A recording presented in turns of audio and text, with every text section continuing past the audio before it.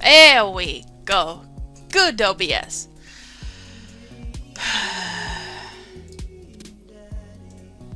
Don't you just love it when things just want to work? So we were on Brian this time. I have a hair in my ear. Sorry.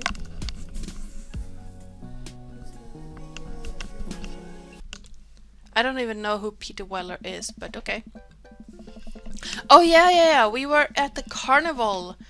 We ended at the carnival. That's right, because we figured that we shouldn't be ending the game on Brian.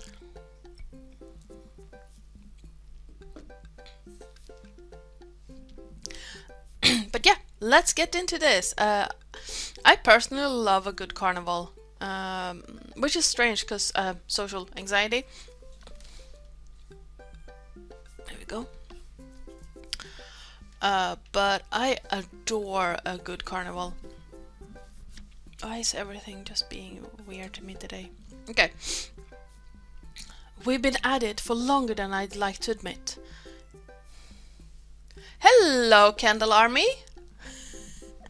Welcome on in! Thank you so much for joining us. How is your Friday going? I am doing great, thank you. How are you? Now,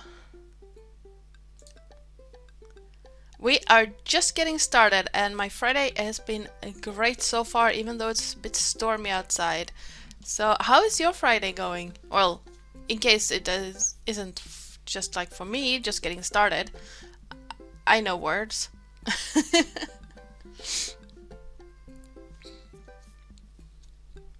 But yeah, we've been at it for longer than I'd like to admit. Ooh, nice! Lunch. What did you have for lunch, if you don't mind me asking? Amanda and Daisy sigh heavily at each new game Brian and I challenge the other two, their arms overburdened with stuffed animals and t-shirts with rainbows airbrushed onto them. For every game I win, Brian seems to answer back. Dad, please enough. Just one last game, honey. So, Crispy... Oh! Thank you so much for the raid, Linfinita! Thank you! And welcome on in! We are just getting started, so that's a perfect time for the raid! Whoa, hello! All the things happening at once. Thank you so much for following as well. Much appreciated. Hi. Ooh. That sounds really nice, Kendall. Now I want Indian food. We have a really great Indian food just down the block. Hello! How was your stream, Linfinita? Let me do this real quick.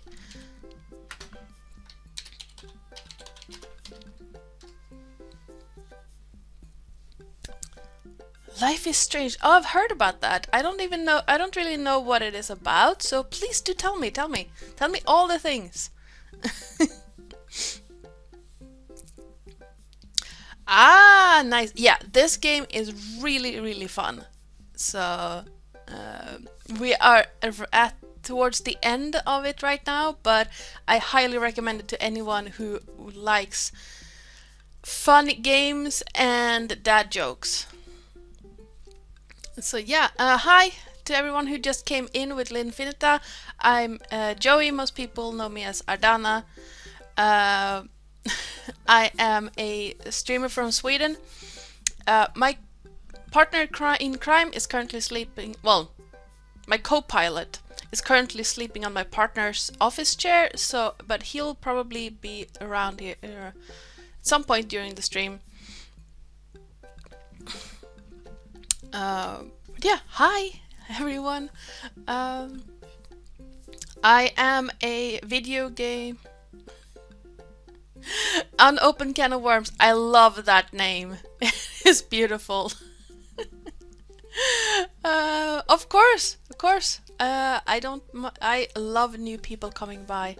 So yeah, I am a video game and Dungeons and Dragons nerd, and right now we have a drive for channel points. You can name this guy right here. Let me grab them. This is my... there you go. Hey, I thought that I was the one drinking whiskey right now, not you. This one, for 50,000 channel points, you can name this one. There are some people who are pretty close, but do not despair. There will be more. I promise there will be more. But yeah, thank you so much for coming by. Like I said, we're just getting started, so please sit back, make yourselves comfortable, and enjoy the ride. Thank you so much. It is a young white dragon, and it's from Dungeons and Dragons, Wizards of the Coast. I specifically bought it to have as an unskippable cutscene for my players. Sorry, if you don't know that term, it is from Viva la Dirt League and their NPC D&D series. I think it was... yeah, it's Descent into Avernus. But yeah, I lost my train of thought. That's a thing that happens a lot. But yeah, welcome, welcome, welcome. Let's get into this game because we have a lot to do today. We are at the last third days right now, and I'm preparing to start a whole new gigantic project next week. So we will be wrapping this up today. We have just started, so sit back, relax, and have all the fun you can. I hope you enjoy it. Oh, and please don't worry about my silly voices, because I try to do voices for these guys, and I'm not a man. My voice doesn't go that low.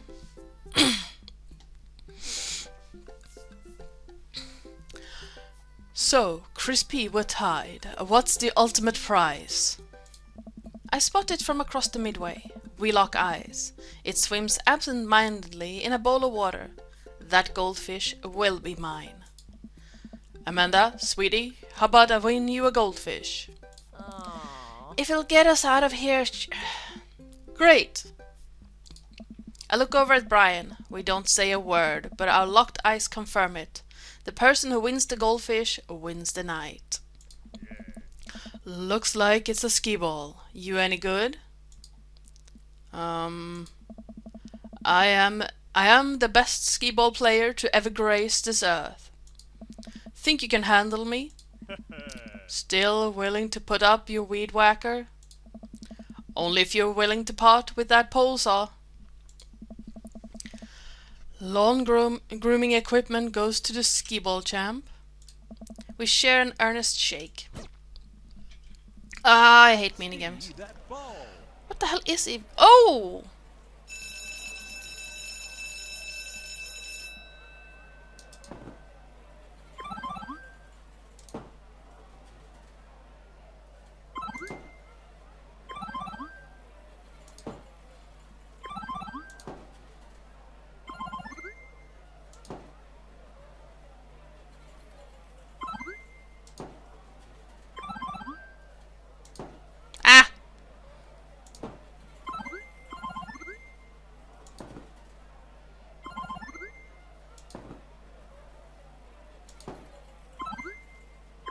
Nice.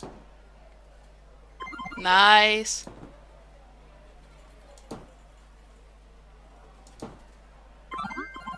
Woohoo. Love it.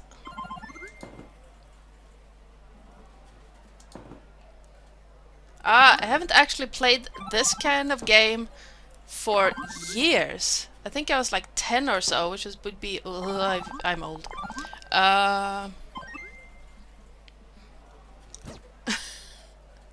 Hi, Dewawan! Welcome on in! Thank you! Wow, I haven't played skee ball since I was 10, which is 25 years ago. The bell sounds and lights flash. It feels like things are moving in slow motion. The guy running the booth points at Brian. My worst nightmare. I fall to my knees, grasping at the dirt between my fingers. How could I let this come to this? Dad, you're making a scene. I am. defeated. The attendant reaches up and dumps the goldfish into a plastic baggie. He hands it over to Brian. Brian hands the fish to his daughter. This is for you, sweetie. Dad, we don't have the proper resources to take care of this goldfish. I think it would be better as a peace offering. Amanda, do you want this? Amanda, we do not accept gifts from the enemy. Yes. That would be lovely. Amanda, no. She places the goldfish in Amanda's hands. I promise to take care of him to the best of my ability, but you should come visit and develop a relationship with him. I have a feeling he's gonna miss you. I think I'll name him Brian. Like daggers through my chest, child. Hey, who wants to check out the Ferris wheel? Yeah, I want to ride the Ferris wheel. Of course. I'll hang out and watch you guys. Still not a fan of carnival rides. I get that. Like, whew. Yeah. No.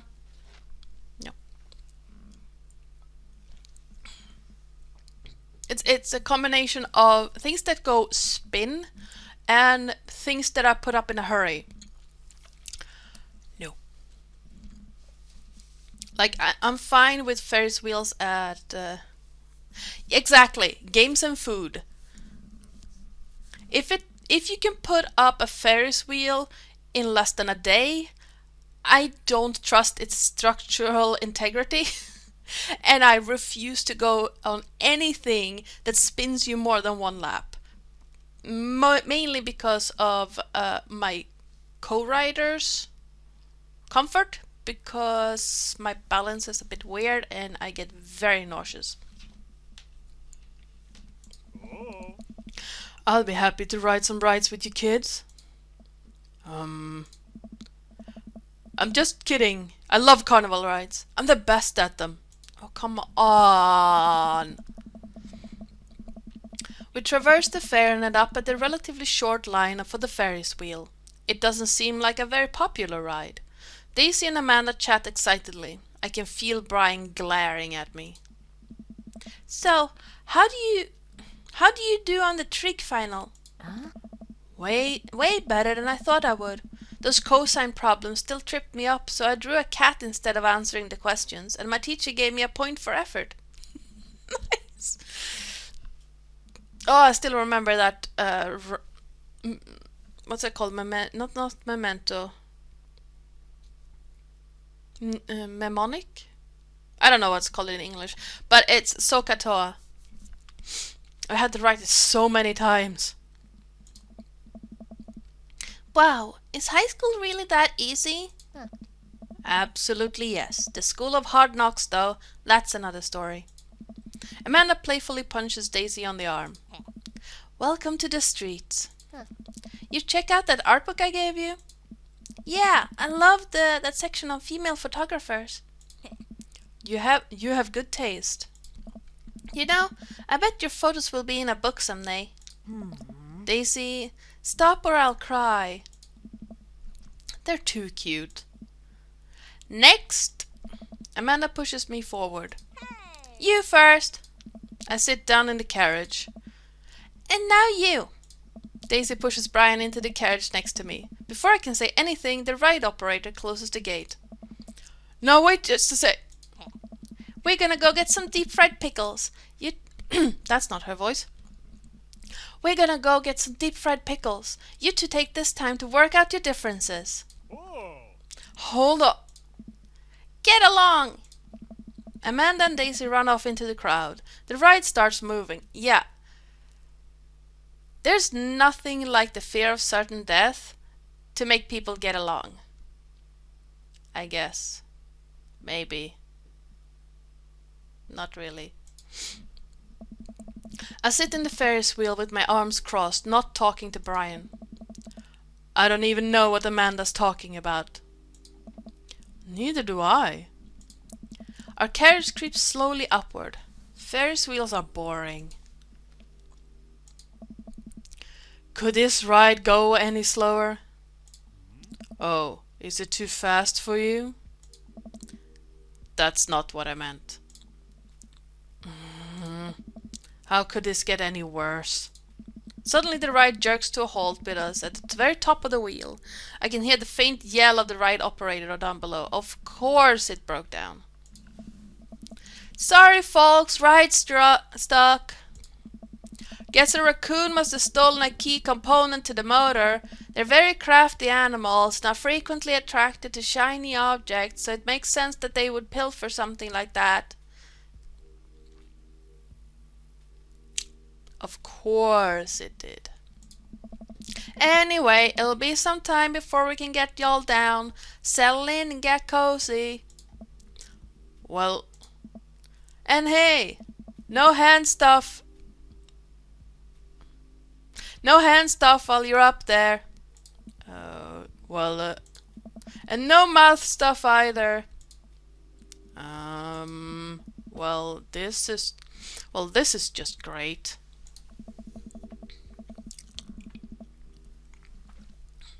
I look down over the expanse of the carnival.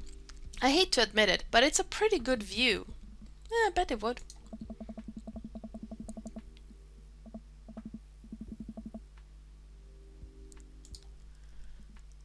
Stream elements? Put is not a blocked term.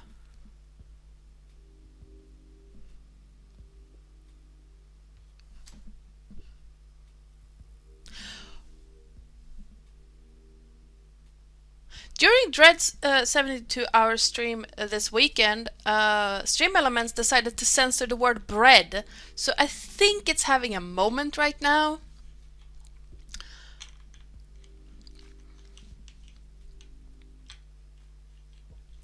So it just censored the word put.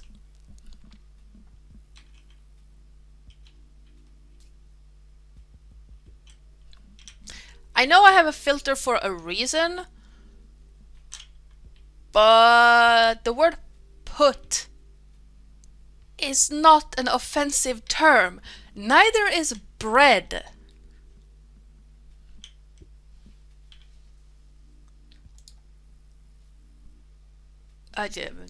No. I'm just gonna drop it. I'm just gonna drop it. I spot someone down at a food cart melting cheese onto a pile of steaming steak and peppers. Oh man, I'm so hungry. Why didn't we get funnel cake first? My stomach rumbles. Oh, I know that sound. Brian reaches into his cargo shorts and pulls out some fruit leather, offering it to me. Cherry or mango? I don't want your stupid fruit leather. Brian opens one and starts eating it. Fine. My stomach growls again. God damn it, why didn't I take the fruit leather? We sit in silence as a crowd begins to form under us. A group of carnival workers attempt to restart the engine. I suddenly remember that I have a tiny book of word jumbles and a golf pencil in my pocket. I pull them out and start working on a fresh page, determined not to look at Brian. Hey, I always bring a puzzle book with me too. Brian pulls out a small book of crossword puzzles and a pen. Are you kidding me? I throw my book of word jumbles off the side of the Ferris wheel in a fit of rage. Oh! I bet we could find... I bet we could find it when we get off this thing. Here, you can do my crosswords. Brian holds his book and pen out to me with a smile. Absolutely not. Huh? What? Why do you hate me so much? Hate you? Why do you think you're better than me? What? I don't think I'm better than you. Hi, Jason! Yes, it's dreamy! Oh god, I just made a pun. I need a moment to recover from here. Give me a second. Hi, Jason! If you don't know a biologist, Microbiologist is not 2 words. Adana, come on, you know this. If you don't know a microbiologist, please go and check him out. He is brilliant. Let's do this real quick.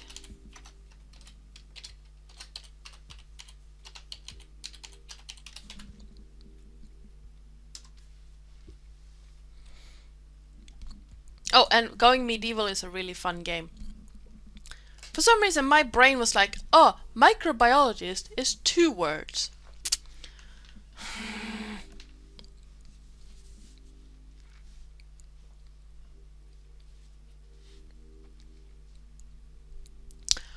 What? I don't think I'm better than you. Oh, you need to send me the link if you want to post a link. I'm sorry, but again, Stream Elements, doesn't matter how many times I allow people to post links. They're like, nope, gonna censor that. So if you want me to post a link, send it to me in a whisper and I will post it for you.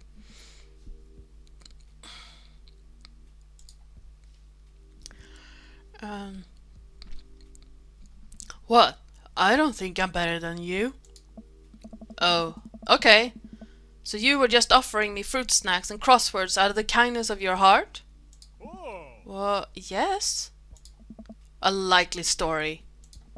All you do is brag about your smart kid and your landscaping and your stupid weed whacker. I'm sick of it. And all you do is one-up me every chance you get.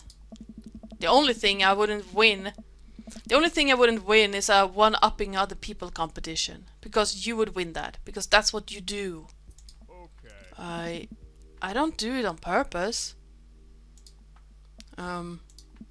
Wait, what? You're messing with me, right? No. But I don't think I'm better than you at all. You and your daughter are amazing. I thought we were competing just for fun at first, but the more we started doing it, the more it felt like you must hate me. And the more we did it, the more I wanted to impress you. There were times where I did want to beat you, Crispy, but really all I wanted was for you to like me. Oh my god. I feel like such an ass. Yeah, you should. Oh, nice. Yeah. Again, please, everyone, go check him out. Brilliant streamer. A lot of fun. There we go. Oh, gods. I am going to regret this. Fine. I'll cop this. Let's post that.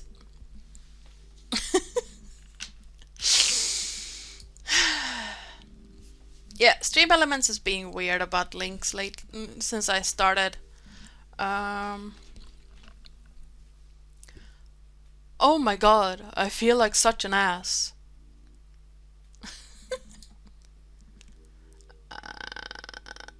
Okay, what do we want to do here? Do we want to be honest with Brian, be honest with ourselves, or be an asshole? It is entirely up to you what we... Okay. But with who? Okay. Do we have any objections? 3, 2, 1. Let's be honest with Brian then. Nice! I let my competitive spirit get in the way. Actually, no. I let my own insecurities get in the way, and I've been a huge dick to you for no reason. I'm sorry. To tell you the truth, I think we could be really good friends if I could ever make it up to you. I respect you a lot. We sit in silence for a second.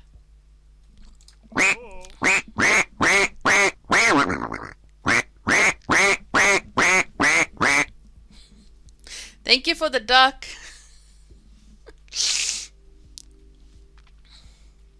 Can we start over? What do you mean? From the beginning. I know, right? It was actually when we started this, it was decided by the roll of a die what he should look like. So for each step, we roll the die, and that's why he looks the way he does.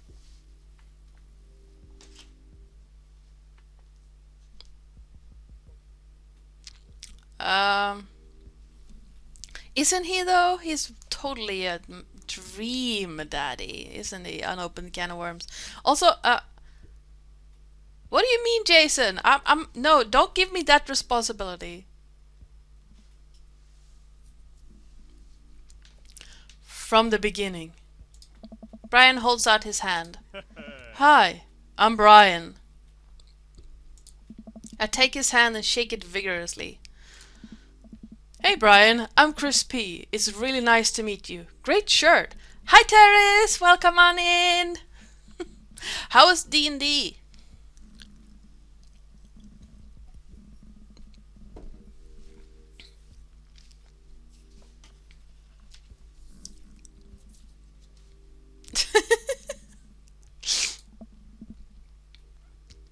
Awesome. Wait, was that yesterday? It was. I know days. Thanks, Crispy. Brian and I look at each other. We both share a smirk over this silly little game, but it feels good to be on the same side for once. Ooh, nice, Terrace.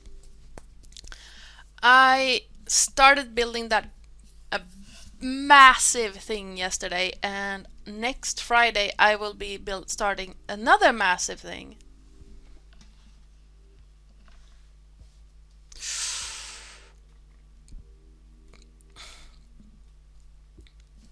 Outrageous. Ooh, lamblings! You have to post pictures of the lamblings, Terrace. And yeah, see you. Hopefully, see you later, Jason. If not, have a have a grand rest of your night. And yes, it is huge. Next Friday we are going back to Minecraft, and I will be building Barovia in Minecraft, starting with the Pillars of Ravenloft and branching out.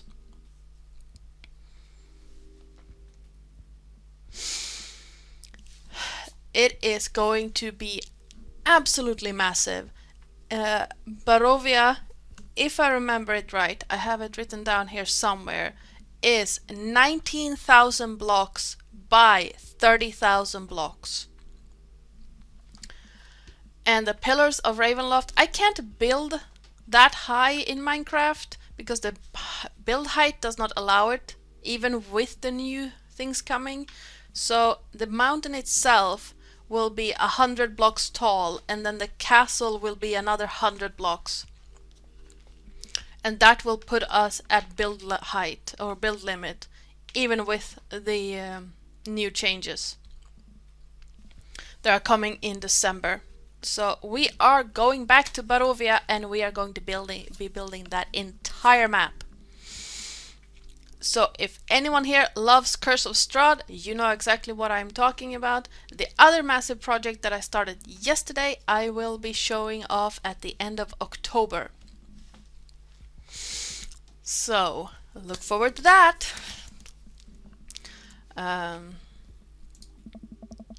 Alright folks, thanks for being patient. Turns out the raccoon didn't steal a part, but it was instead still rummaging around in the inner workings of the engine. We formed a wary yet mutually beneficial truth. The carriage starts moving, and we find ourselves down on dry land in no time. Gee, how convenient. Brian and I wander around for a bit, looking for Daisy and Amanda. You know, getting stuck on that Ferris wheel could have been a lot worse. I'm glad we worked things out. Me too, buddy. Now that that's over with, we can both get home to quietly enjoy our evenings. Agreed. Dad! What? Amanda and Daisy run up to us. I think you kids will be pleased to find out that Brian and I worked out our Hey. Dad, that's great and all, but Brian's in trouble. But Brian's right here. The fish, Brian. What? Huh? Daisy and I got on the log Words, they're hard. Daisy and I got on the log flume, and when we were going down the hill, Brian just flew right out of the log, and now he's hanging from some pipe on the ride. We have to save him. But Brian's right. The fish, Brian, the fish. Oh, right. Come on.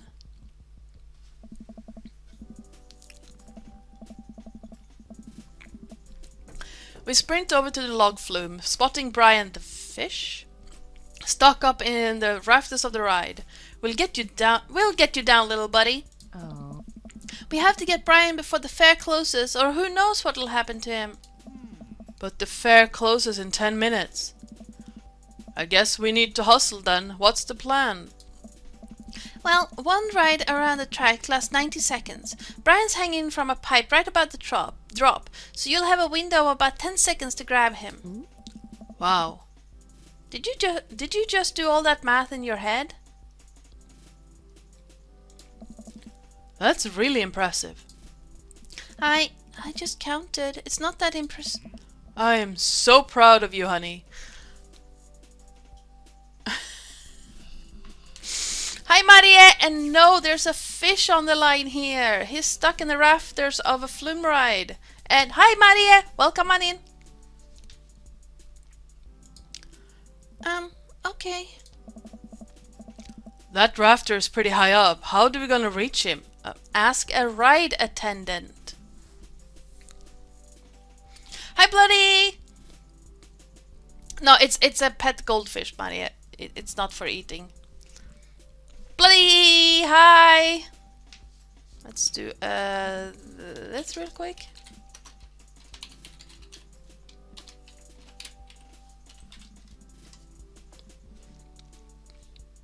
Oh yeah, you're playing Hades. And no, it's gonna be like this big, so this is not food.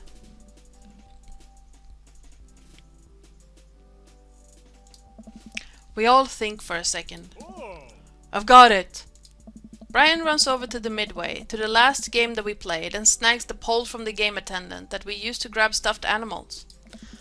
I think this'll do the trick. Ask a ride attendant. Amanda presses 2 ticket stubs into my hand. Here, these are our last 2 tickets. Brian's fate is in your hands now. There's no time. Come on. Brian leads me by the hand to the entrance of the log flume, getting there just in the nick of time. Looks like you guys are the last ones. We take our seats on the slippery vinyl. The ride operator pulls the bar down over our laps. You ready for this? Ask a ride attendant to get your bloody fish down. The log starts drifting down the fake river. Unnaturally blue water sloshes over the sides, soaking my shoes. This is gross, I agree. You know how earlier I said that I was the best at carnival rides? The ride jerks forward and I let out a small yelp. That might have been an embellishment. A rickety log makes the slow climb up the track for the most grueling minute of my life. I don't like rides like this. I see him! Hanging from the rafters just before the drop is our beloved Brian. The fish, not the guy. Are you ready? I don't think I can reach it from where I'm sitting. It's all you, buddy. Brian presses the fishing pole into my hand. Oh god. I don't know if I can do this. Ask the carnival attendant. Hey, I believe in you. He's actually sort of kind of a cool guy. I mean, I don't mind a ginger dude. Okay, fine. I miss Ireland. I want to go back, and a lot of people living in Ireland are gingers, okay? I want to move back to Ireland so bad. I gulp. I can do this.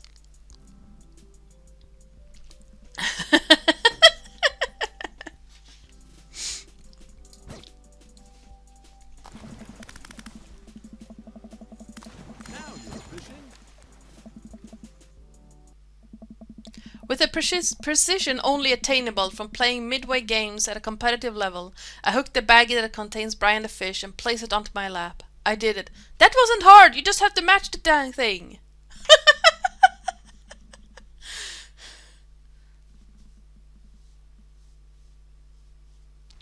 Yeah, I agree, Maria. That is a bit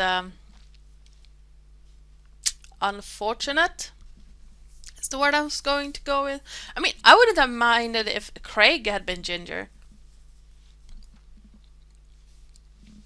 Although I know that ginger bears is a big thing in certain circles.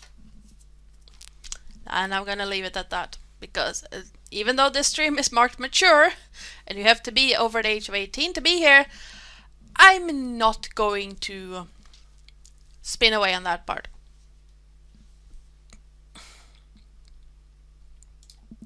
I grasped the bag firmly. He'll be nice and safe during the... Oh god, the drop. I momentarily forgot there was a drop. It's a big drop. Oh, it's coming up real fast. Oh man, it's a big drop. I love flume rides. So when I told you that I sort of over-exaggerated my proficiency with carnival rides, it turns out that I had under-exaggerated just how bad I am with them. I am utterly and completely terrified of carnival rides. Ryan looks over to me and takes my hand in his. I'm right here. We can do this. He gives my hand a squeeze as our log tips over the edge and flies down the drop. Ah!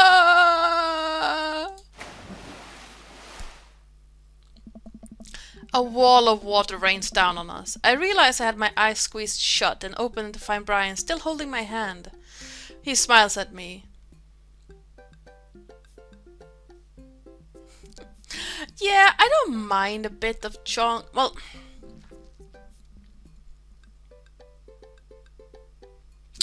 Okay.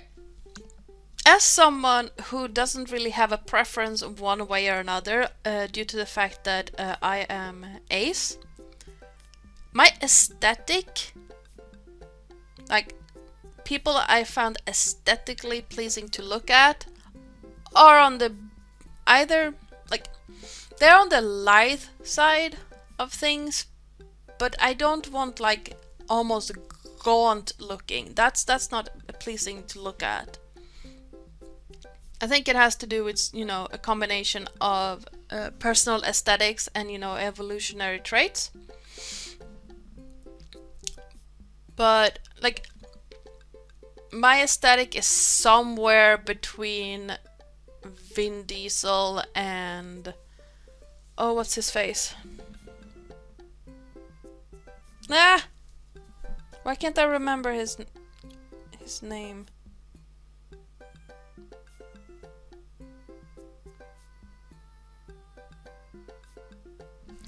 I'm drawing a blank here, but like on the absolute buffest side that I can consider being aesthetically pleasing to look at is Vin Diesel.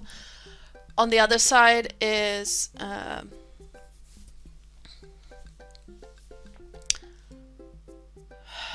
why is my brain not functioning right now? I was going to say a woman's name and that also just went. I'll get to it eventually.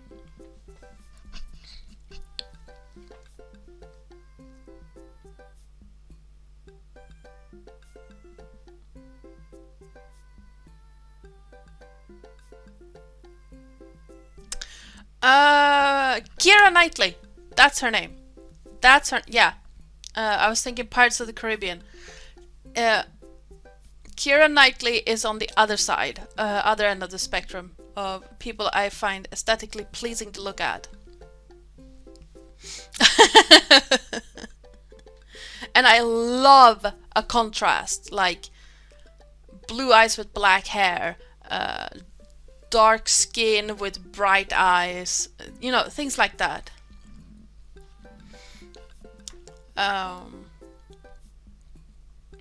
So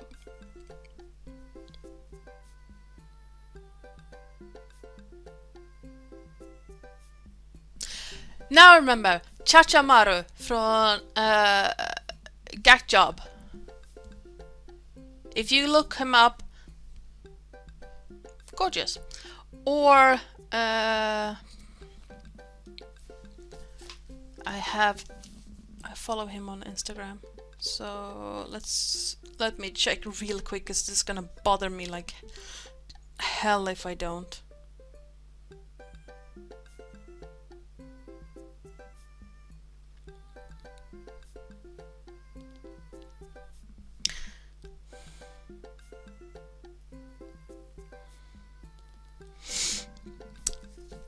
Aoi Shota. That's his name. That's the one I was looking for.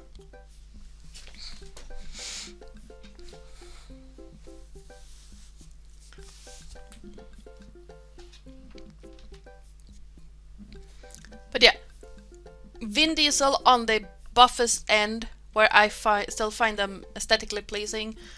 Aoi Shota, Keira Knightley on the other end.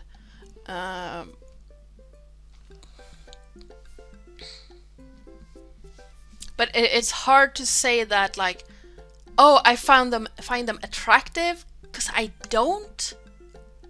In my entire existence.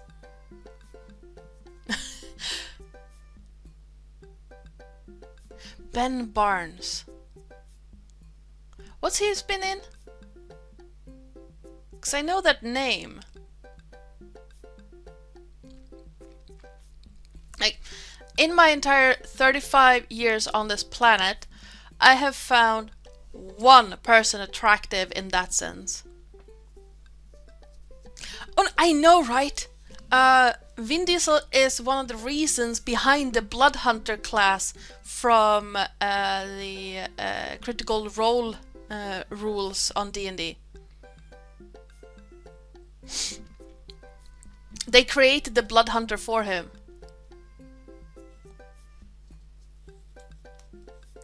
Jack Black is cute. He is really cute. I give you that. No, I married the one person I've ever found attractive in that way. And we've been together for 15 and a half years now. So...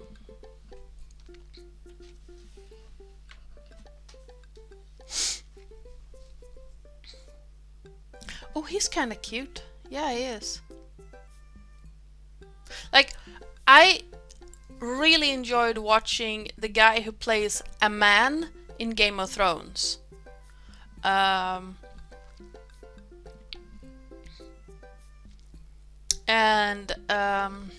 What's his face? Luke Evans, who plays Bard the Boatsman in The Hobbit, and Dracula in Dracula Unleashed. I think it's called Dracula Unleashed. He's also Shaw in Fast and Furious.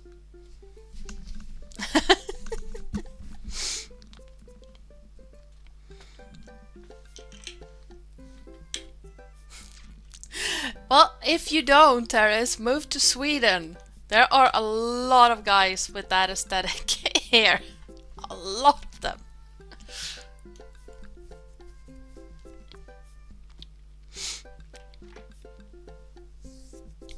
Anywho, back to the game, so we can actually finish this today. Susan Sarandon is a gorgeous woman. The end. Period.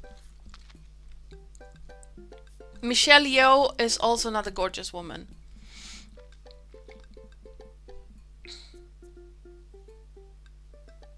Yeah, she's beautiful.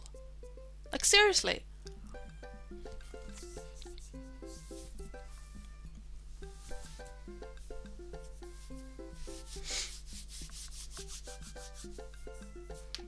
There are so many beautiful people in this world. Back to the game. Yeah, so we can actually wrap this up today.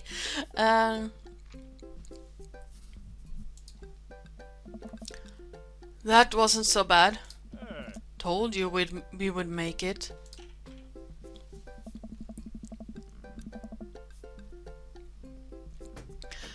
Brian and I walk off the ride and approach Daisy and Amanda. I hand the baggie to Amanda. Brian! Hi. No, the fish. I know, right, Maria? Oh, you know what I really enjoy with Shaw in the Fast and the Furious franchise is that you have a openly gay man playing a badass villain in one of the most popular action franchises in the world.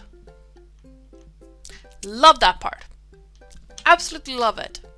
Hate the part where they wanted him back in the closet to do Shaw. He refused, but beautiful. Love it. Absolutely love it. And he plays a badass in The Hobbit as well. Subpar movies, great acting.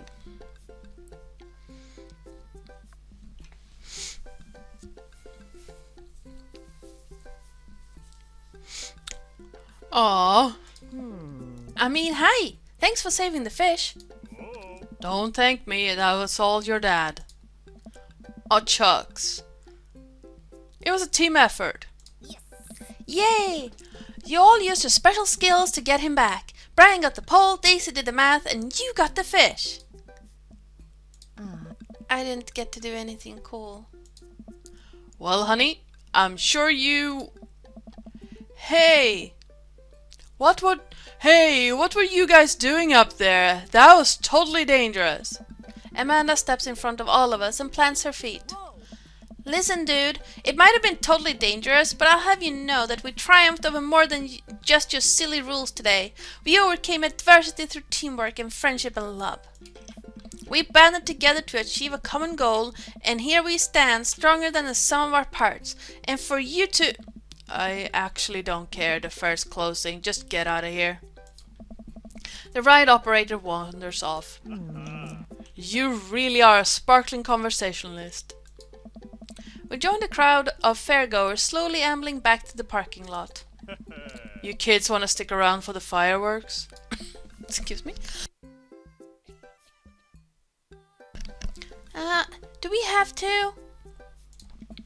I have never seen a child less enthusiastic. That's not a nice voice.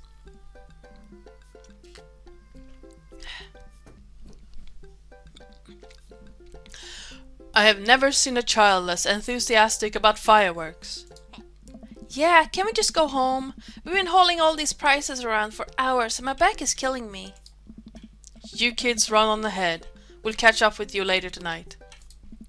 Amanda and Daisy skip along. We'll probably find them later curled up on my couch and watching long-haul paranormal ice road trip. Why do I trip on that every time?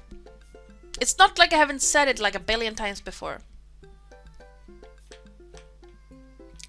But you have a mile of hair.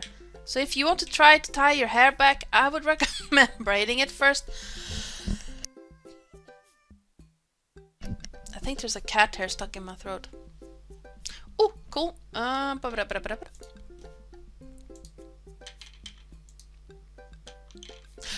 I know that dude. Isn't he did Dorian Gray?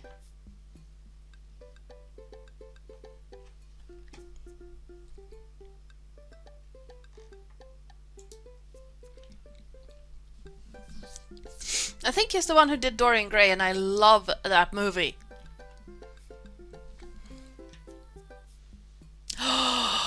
You have to see Dorian Gray. For real.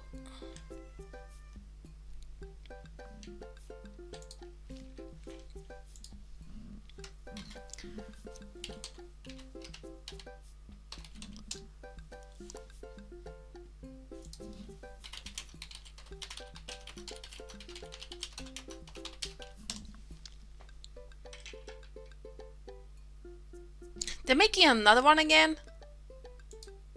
Hmm?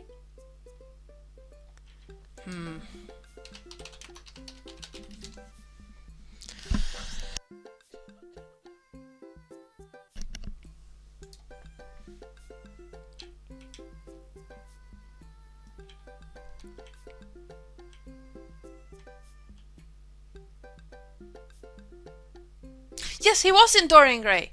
Awesome. Yes, you absolutely have to see it.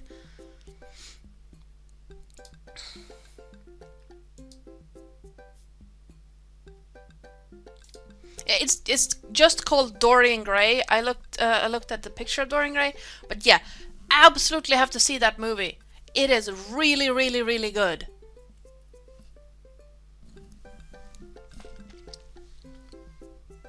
Now I want to see it again, and I don't have anywhere to watch it. We'll probably find them later, curled up on my couch and watching long-haul paranormal ice road ghost truckers. He did it! Brian and I sit down on a bench a little further away from the rest of the crowd, who've all gathered to catch the fireworks. Hell of a day, huh? You can say that again. Hell of a day, huh? Oh God, please stop. This is the one time I will let you outdad me. I'll take it. I breathe in the cool night air as the first firework launches and explodes in the sky over the fair. I'm glad we talked about all of that stuff. Me too. It's good to have a friend like you, Brian. The fireworks launch into full swing, bursting around us in a rainbow of reds, greens, blues and whites. There's one thing I have to admit though. What's that? I don't know anything about fishing. Brian bursts out laughing. Oh, buddy. I know. What? You knew the whole time? I mean, you weren't exactly subtle about it. I can feel myself blushing. He laughs again. It's okay. It was cute. If you're interested, maybe I could teach you sometime. That's what friends do, right? Ha. The laughter dies down and we watch the fireworks a little longer. I can tell he wants to say something, but he's having trouble getting it out. You know, it's kind of funny. What is? We're not fighting anymore, but I still feel like we've left some stuff unresolved. Oh, lawn mowing is still happening. We're cool now, but don't think I forgot about that. Brian laughs. No, it's not that. Don't you feel like there's maybe something else here? Or is it just me? Looking at Brian, his smile illuminated by the... Whoever did the localization for this game and the editing for the text in this game need to go over it again. Looking at Brian, his smile illuminated by the crackling embers falling through the night sky, I suddenly understand what he's talking about. Oh. This whole time, with emotions running so high, I realize what I've really been feeling. What I thought was jealousy was actually... It's not just you. Brian inches toward me. You know, it's hard paying attention to the fireworks when you're right here. Smooth, dude. He and I lean in and our lips touch. He places one hand on my shoulder, then another at the base of my neck, gently pulling me closer to him in a warm embrace. I feel safe. Brian pulls away from me for a moment and smiles. I guess now we get to compete over who's better at kissing. Brian stifles a laugh and pulls me in for another. I'll accept that challenge. Ah, he's such a smooth operator.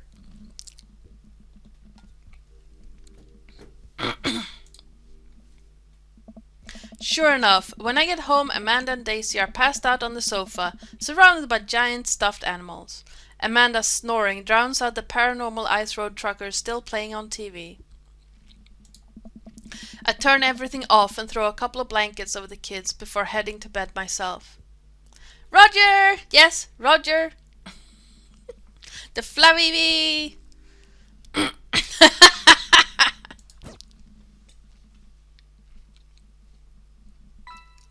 Date complete! Awesome! Now what did we get? Oh, that's bad. Oof! Not bad. Ow. Yeah, we're not gonna get the...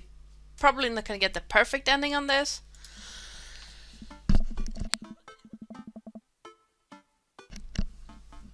Phew, I think I have everything finally set up. Amanda should be here any minute now. I think that's a car in the driveway. Okay, gotta act natural. Be cool, Crispy. Be cool. Amanda walks through the door with a suspicious look on her face. Hey, Dad. Off to a good start. Something fishy? Rats. Yeah, it is. Exactly. We just not that into him.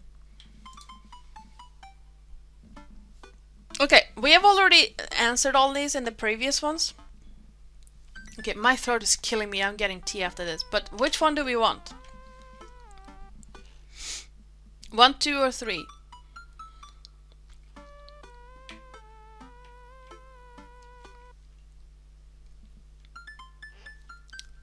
Number 3? Yeah, we've already tried all 3. But let's go with number 3 then.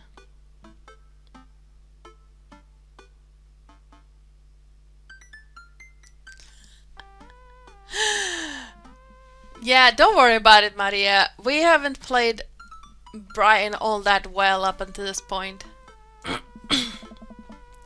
That life of crime is finally catching up to you. I tried to send them in a different direction, but even I'm no match for the power and funding of the US government. Well, if they think they're gonna take me alive, they got another thing coming. I'm kidding, you're right. I have a little surprise for you. Yeah, I can tell. You're very bad at lying. Amanda, my dear, would you care to join me in the kitchen? Father, it would fill my heart with glee. I lead Amanda over to the kitchen table, where a present lies covered under a tablecloth. It's nothing special, but I wanted to get you a little something. You graduated high school last week, and I know you told me not to make a big deal about it, but... Oh, Dad, you... I dramatically whip the cloth off the table. Amanda's jaw drops.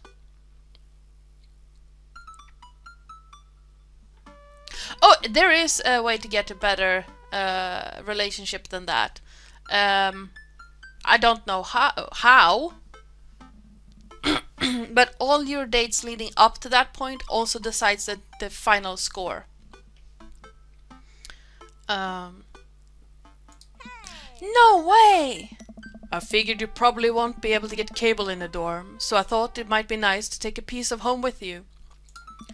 A DVD box set of Long Haul Paranormal Ice Road Ghost Truckers? This is all 19 seasons! And bonus material, including commentary with actual ghosts featured on the show. Yeah, exactly. You want eggplants everywhere in this game. Dad, I love this, thank you. She gives me a big hug. I'm glad you like it. Hey, you wanna hang out with me in the backyard for a bit? Toss the old pigskin or something? Totally. I follow Amanda to the back door. What? What? You told me not to make a big deal, but you seem to have forgotten that my entire mission in life is to make a big deal out of your accomplishments. So consider this your graduation party.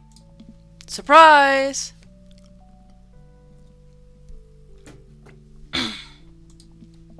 Dad, everyone's here! Well, yeah, everyone wanted to come and support you.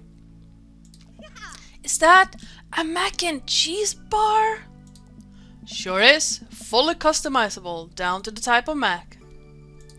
And yes, eggplants everywhere.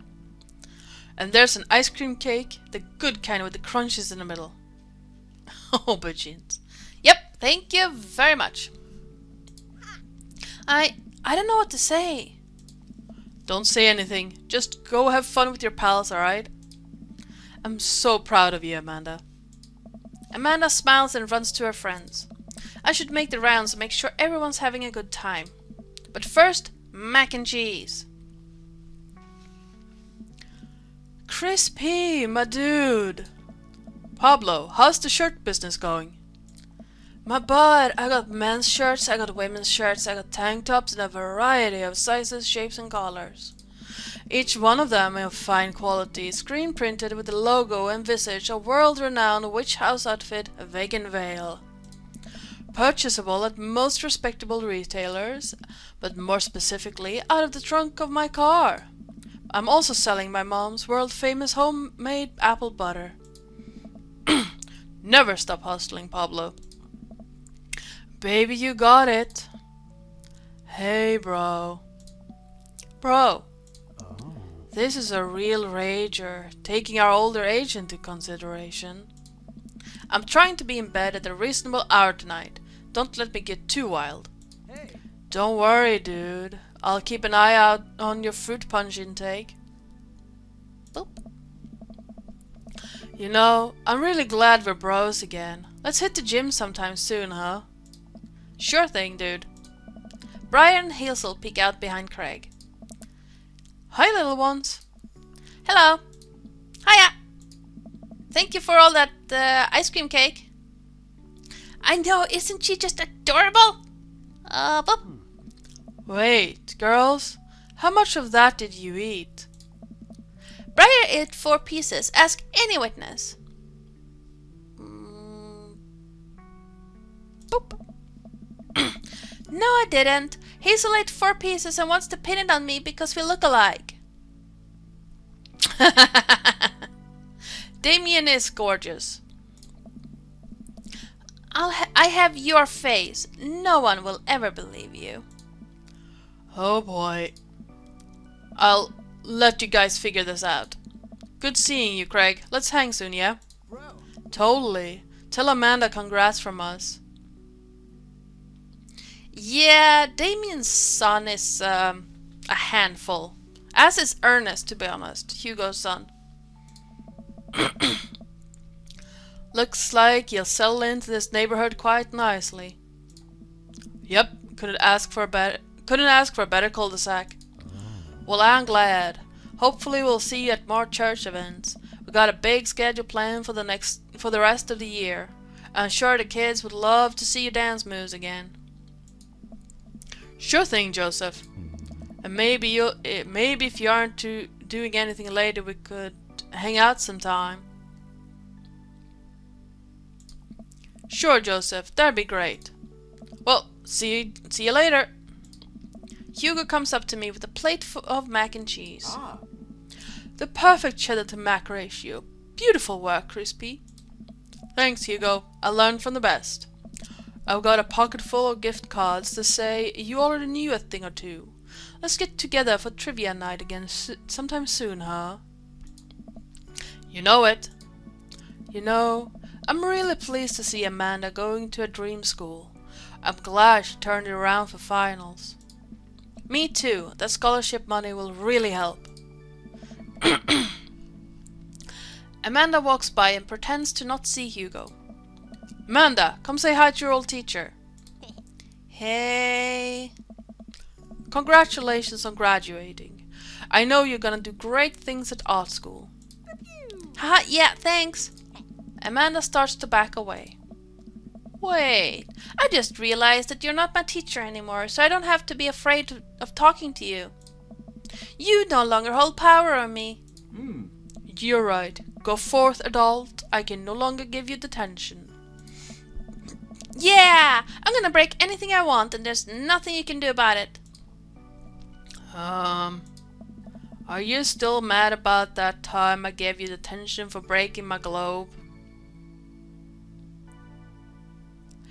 Yep! It does, Maria. Former teacher, not current. Former teacher.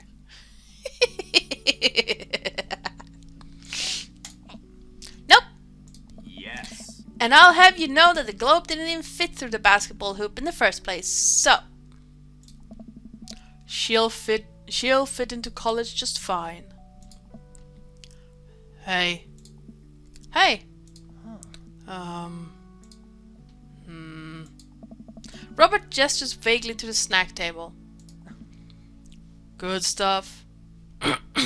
That is very true, Maria. Very true, yeah. Yup. See you later. Hey. Hey, man. Matt. Let me know when Amanda leaves for college. I'll have a fresh batch of banana bread candies ready for her. Thank you. I know she'll love that. Have you gotten that oregano smell out of your upholstery yet? Still working on it. Oh. What a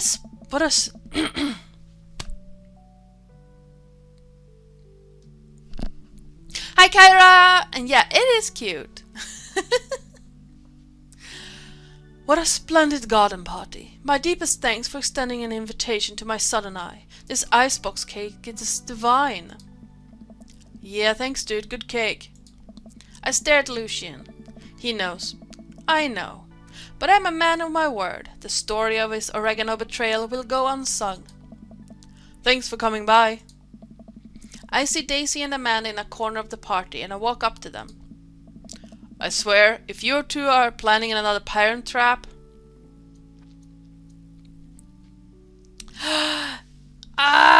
Nice! Yes, Beauty on Ice is an amazing show.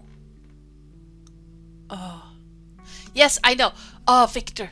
Of course. Lucian's hair is grey. Victor's hair is grey. Oh. I love Yuri on Ice. It is a beautiful show. It's one of those TV show or animes that I will watch for a pick-me-up because it's so damn wholesome. Fine, it's silver. It's not grey, it's silver. Hey, I'm getting silver hairs.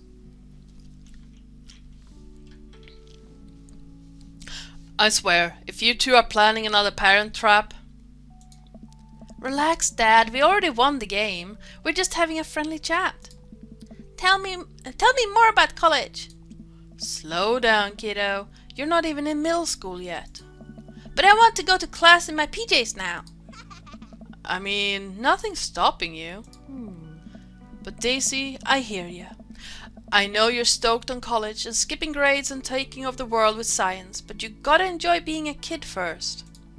Growing up is weird and scary and eventually you'll be able to rent a car, but you gotta get through middle school in one piece first. You know how you wished you were going to college? I wish I was in 5th grade. I want recess and snack time back. Cherish it while it lasts, girl.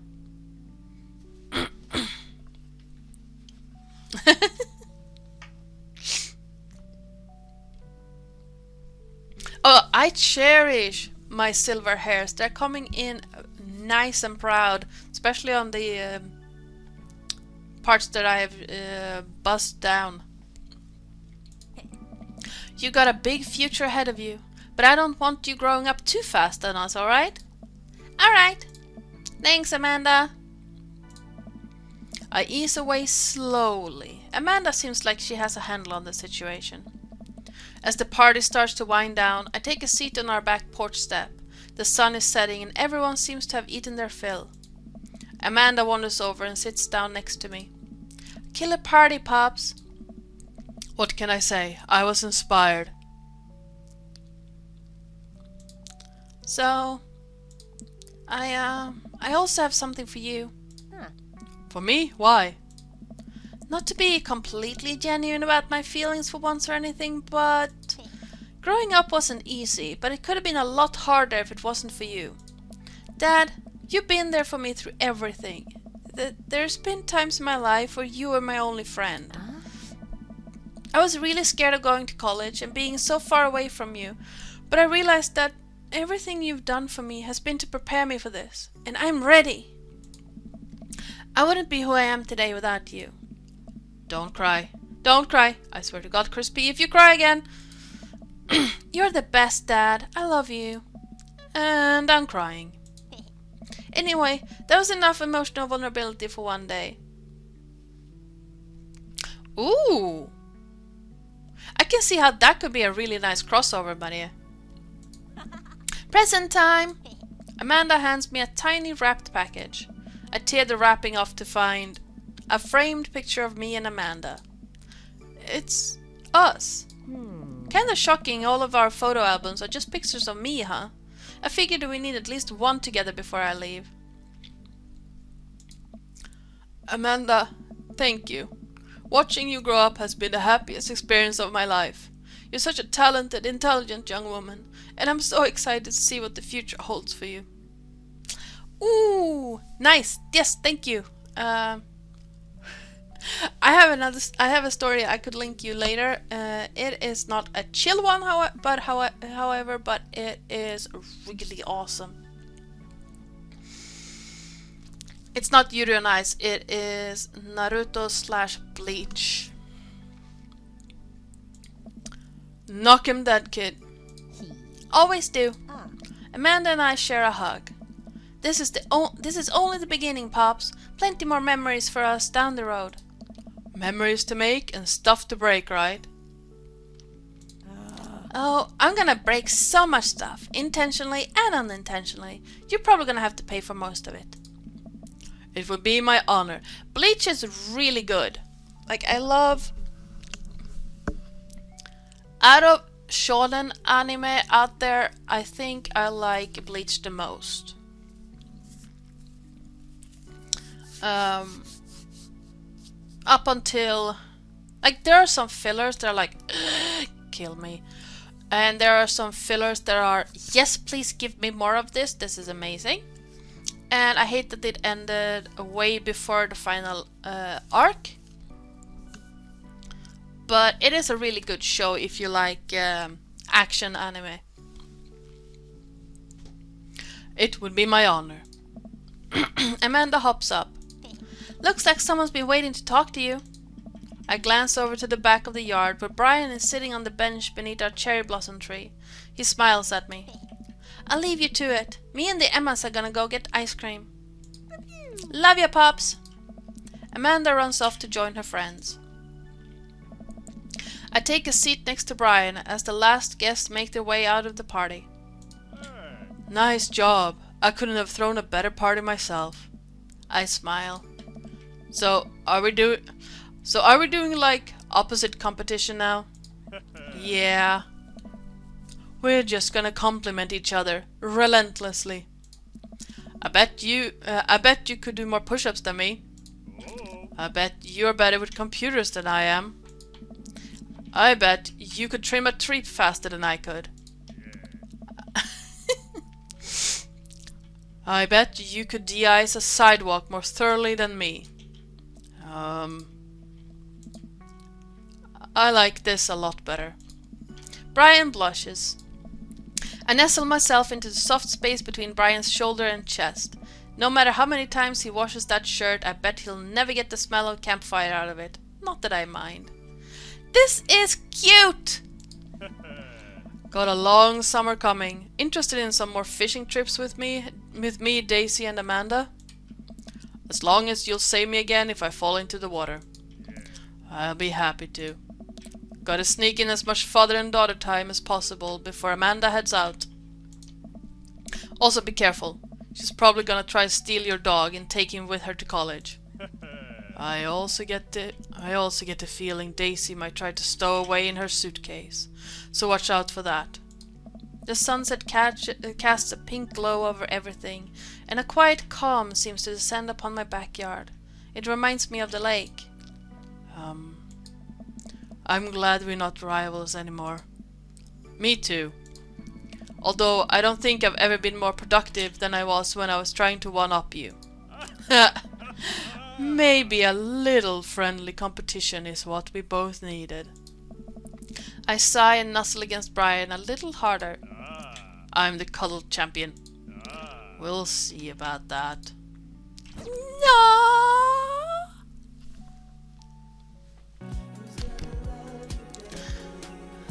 Hello, Matthew Perkins DM. Yeah, sorry, I was just taking a quick break, grabbing some tea. Ooh, that is a big fish. I love his beard. And hi, I hope you're still here, Matthew Perkins. Welcome on in. Yeah, sorry, I was just out. I had to grab some tea because my throat is killing me. Heavens know why I decided to do voices for a game with all guys in it. I'm not a guy. My voice doesn't go that far down. For real. Okay. So we are going to go here. Welcome. You got dads.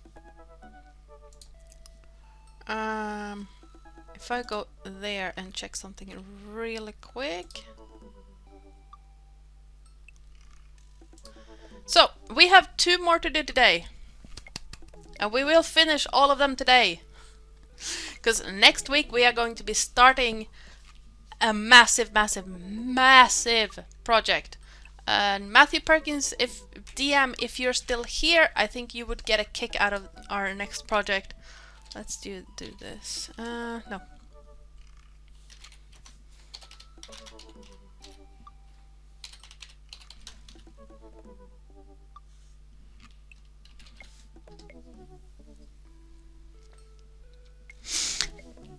Next Friday, I will be starting again building Barovia in Minecraft.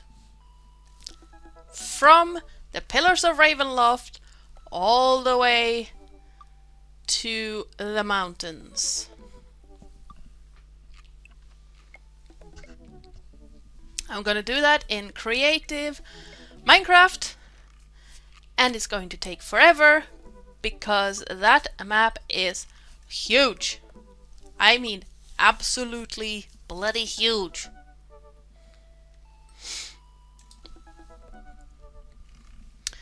And then at the end of October, I will be revealing another project that I'm started yesterday, but it's a bit shh. I also found grapes in the kitchen. So let's pop into Matt. See how this goes, because we only have Matt and Craig left. And I really want to finish this today so that we can go into the next project fresh and amazing next Friday. Yes, I know. Look at situations positively.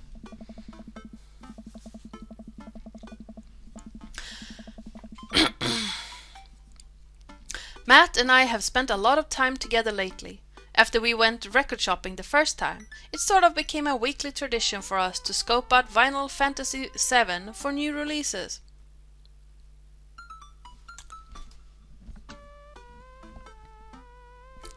Vinyl Fantasy 7. Okay. On quieter days, I'll go to the Coffee Spoon just to hang out with him. He's been trying to get me to branch out from my usual black coffee to try new drinks, and they're always delicious. We would never tangent Maria, right? Since I've been spending so much time with Matt, Carmencita and Amanda have become really close friends. Amanda's taking Carmencita under her wing, teaching her about photography, helping her with homework, and introducing her to music that's not just boy bands. I know, right? Advent Children is... Oh, it's such a good movie.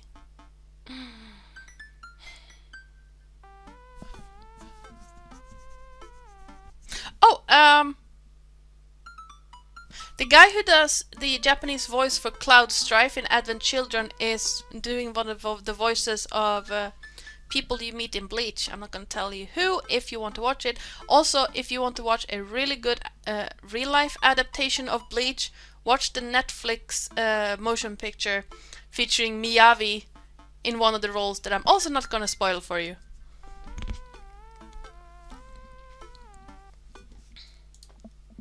One of my favorite characters in that show, hands down. Both the anime, well, in the anime, in the manga, and in the motion picture, is played by the musician Miyavi. Well, she did end up taking her to one of those scream, cry, dancing boy concerts so Matt wouldn't have to go. A truly heroic move, yes. I can tell that Carmencita really looks up to her a lot, so it's great that Amanda's trying to be a good mentor. The open mic night is tonight. Amanda and I are busy ourselves getting ready. I try to pick out a nicer outfit than usual and pace around the room. A bunch of really cool bands are gonna be playing. I'm excited to see them. I haven't been to a show since the first time Matt and I hung out. It's weird. Ever since Matt played piano for me that one time, I've never been able to convince him to do it again. He's told me that he also plays guitar, drums, and even the trumpet. He still won't play any of them. Also, last time, he didn't play the piano for us. We let him not to do that. For someone so passionate about music, it's strange that he doesn't want to actually play it. You ready to go, Pops? I can hear Amanda in the hallway as she approaches my room. Yep. Amanda pops her head in and looks me over. She pinches the bridge of her nose.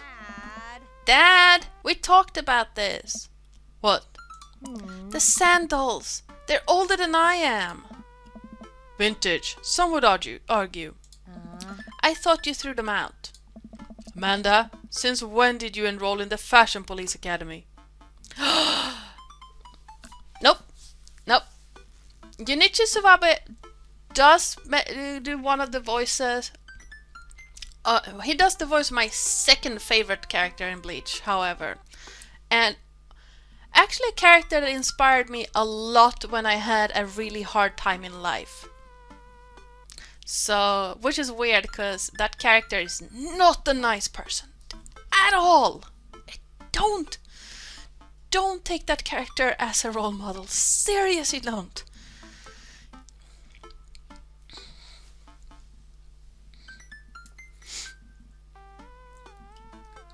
Yeah, no. Grimjo is not a good character in any way. Although Suwabe Junichi also does the voice of Victor in Yuri on Ice, so... And I think you could argue that Victor is a good role model.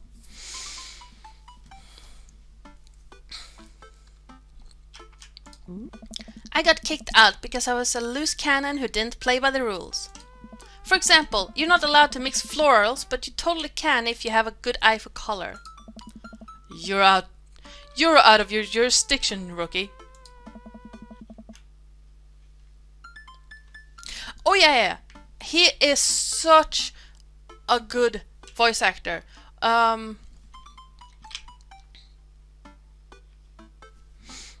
He does Eddie in what's that? It's a Marvel movie. Venom. He does Eddie in Venom.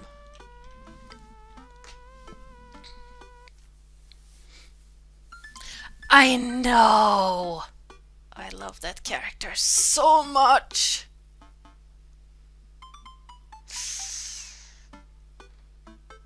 But yeah, going from the relatively wholesome... He does music also, Maria. I'm not sure if you heard of Pheromone, but if you can, look them up. He does...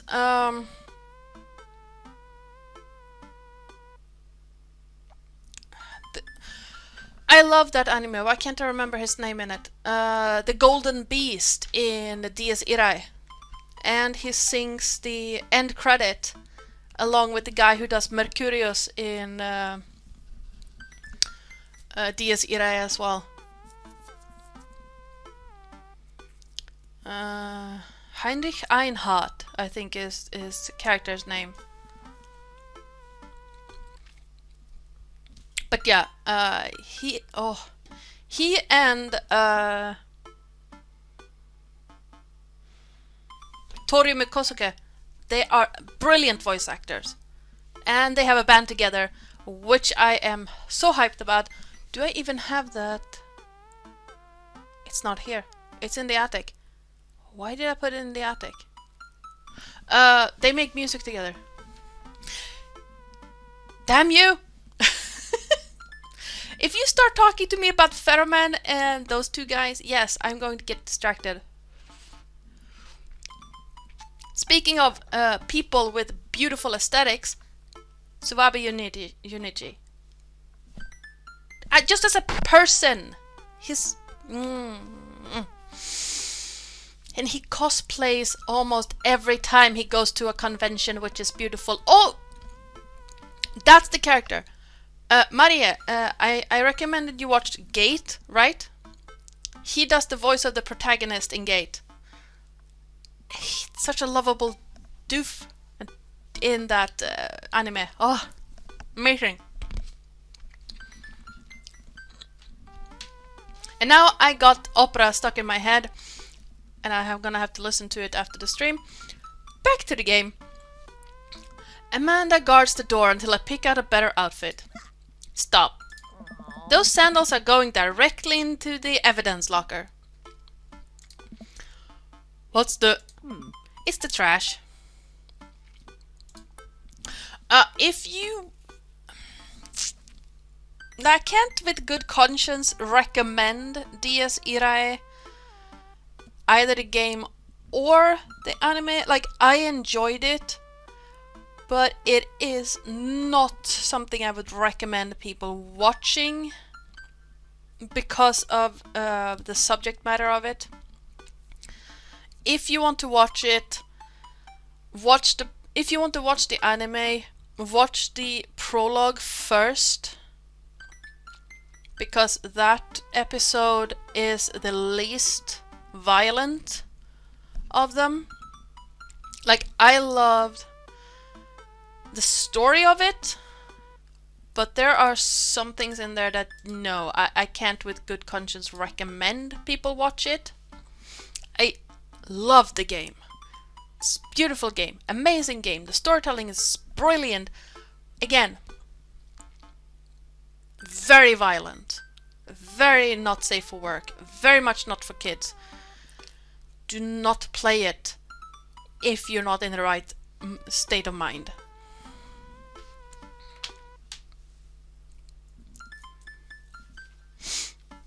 Okay, 1, 2, or 3. Like, Dies Irae is about a group of people who rose to power during the Nazi regime. And I'm gonna leave it at that. Yeah, they were at the top.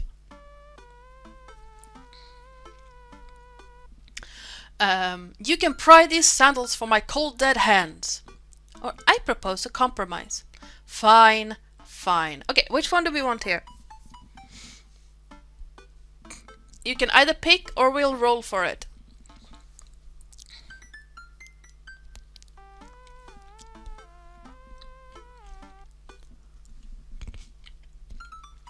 But yeah, I have the song Opera by Furman playing in my head, and I'm going to go and see if I can find those CDs. Wonder if they're on Spotify. They might be. And if they are, they're not available for me because I'm in Sweden and it's probably being geo-blocked. But yeah, in order to not get stuck, let's roll for it. Roll D3. 1d3. We got number 1. You can pry these sandals from my cold, dead hands. Fine, keep 'em, but you're committing a heinous crime. Justice will find you one day. Come on, Dad, we gotta go. I've never seen the coffee spoons so packed. I spot familiar faces from the pub concert, all sipping on their caffeinated beverages of choice. A couple of people are setting up on stage. I don't see Matt, but I'm sure he's busy in the back. Hot, hot, hot, hot, hot, hot, hot, hot, hot, very hot. Amanda and Carmencita find each other immediately and do their secret handshake. Some complicated clapping with their hands and then a big hug. Chris P. I turn to see Hugo sitting at a table with none other than Damien. Fancy seeing you two here. I am, as you know, a dedicated patron of the arts. It's a bit of a tradition between Damien and I. Matt's open mic nights always seem to bring out the best talent in town. Sometimes it gets a bit odd, even for my admittedly eclectic tastes. Damien is awesome. You guys seen Matt around? Yeah, he was just helping that Pablo kid get some equipment out of his van. Whoa, Vacant Vale is playing a set? Oh. What? It's a witch house. Damien's ears perk. Oh, That smile. what's that? What is that? I don't know. Well, it sounds delightful. Amanda says it isn't. Oh, shame. Alright, I'm gonna go find Matt and see if he needs any help. I'm going to steal Damien for one of my D&D games. I head to the back room of the Coffee Spoon, where I find Matt going over some last-minute show details with Pablo. My dude. Pablo and I share a full-on sincere bro hug.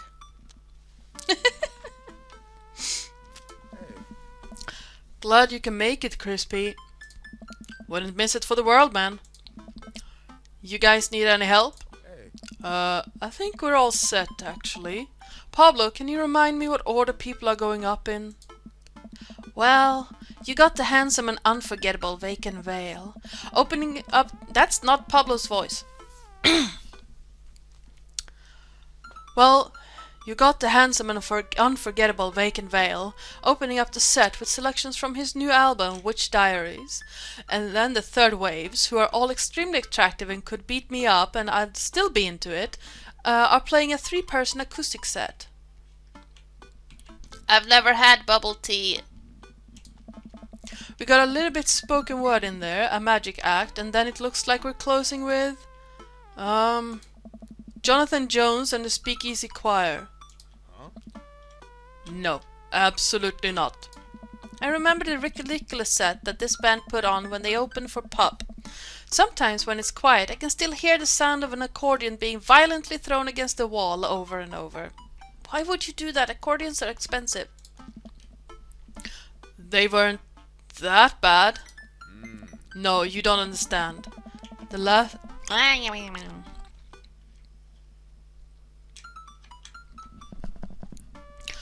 No, you don't understand. The last time they played open mic night, they lit their bassist on fire, and the fire marshal had to shut us down. They also refused to pay for the drinks. Yikes. Ooh, nice! They are not playing tonight. Well, they're outside, all 17 of them. Tell them we're full. Then who's filling their spot? Okay, do we want... No, do we want Chris P to do it, or do we want Matt to play? And thank you! Send away! Like I said, I found grapes.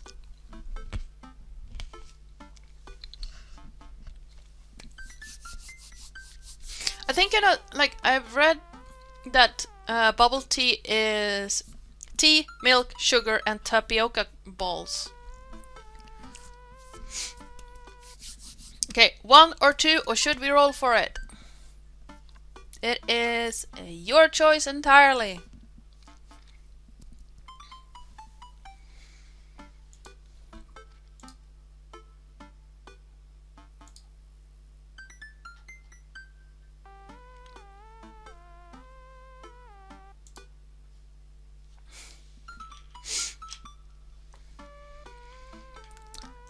I've never had boba tea. Yeah, sure, let's go with Matt then. Ow! I just kicked my chair. But yeah, unless there are any objections, let's go with Matt. I'm surprised the ferret can smell like a dog, but yes, go, shower, if you need to.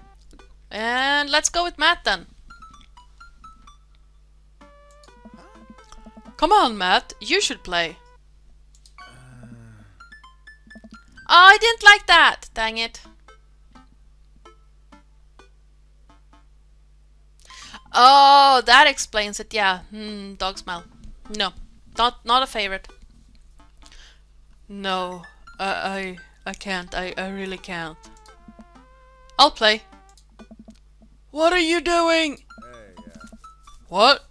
What would you even do? Stop talking! Close your mouth! The Scummunist Manifesto is making a comeback solo show. I thought you didn't know how to play anymore. You don't know how to play anymore! Anything anymore! Ska comes to you in the hour when you need it most, without fail. Stop being so desperate to please your hot friend Crispy. Is there a keyboard around? Your unending thirst will be your ultimate downfall, and yeah, I'm not even gonna go there. Yeah, I have one right here. Then it's settled. Dude, are you sure? No, I'm not. As sure as ska is generally played with the staccato notes on the upbeat. Well, as long as nothing gets set on fire, it can't possibly... That's not how you do that. Well, as long as nothing gets set on fire, it can't possibly be worse than Jonathan Jones and the Speakeasy Choir. Ooh, thank you, Maria. Matt grabs me by the shoulders and stares into my eyes. Hey. Thank you, Crispy. I owe you big time. I settled back into my seat with Amanda and watched the show start. The house is packed now, with a few people even standing outside to watch. What have I gotten myself into? I don't know. Amanda, I may have made a mistake. I told you those sandals were a bad choice. It's not that. I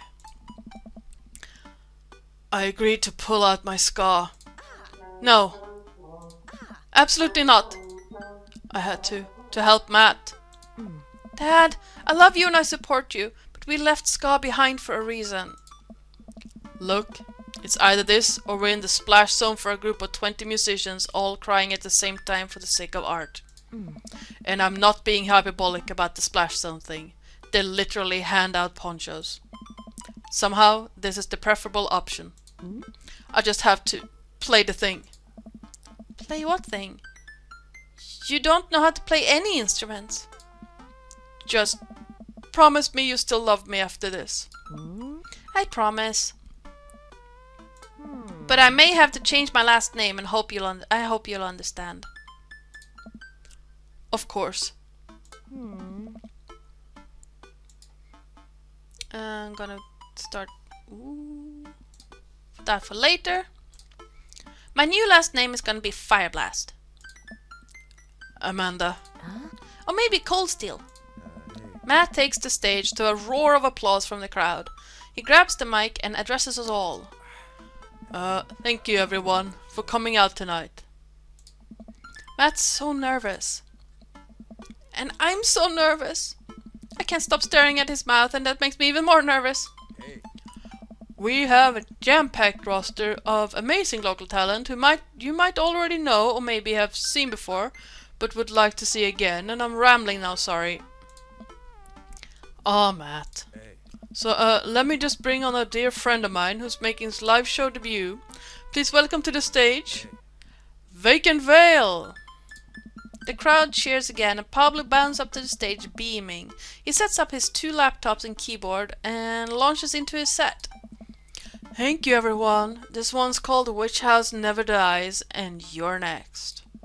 Pablo hits the crowd with a heavy, inaccessible synth bass, layered under drum samples and clips from science fiction shows played in reverse. It's maybe not the right show for this, but everyone seems to be enjoying whatever this is. At the end of the song, Pablo jumps on the mic. That's still very hot. Thank you all. Thank you to all the veil wearers who came out tonight. A portion of the crowd cheers. He has a fan base already? He has a name for the fan base? This is his first live show. You can buy t-shirts out the trunk of my car after the show. Also, I'd like to thank my mom for coming out to watch me play. You're my rock, Ma. Ah, cute. Love you, honey. Pablo plays a few more songs that are actually super fun to listen to. Wow, definitely did not see that coming, especially after Amanda's strongly worded thoughts about the genre. Hey.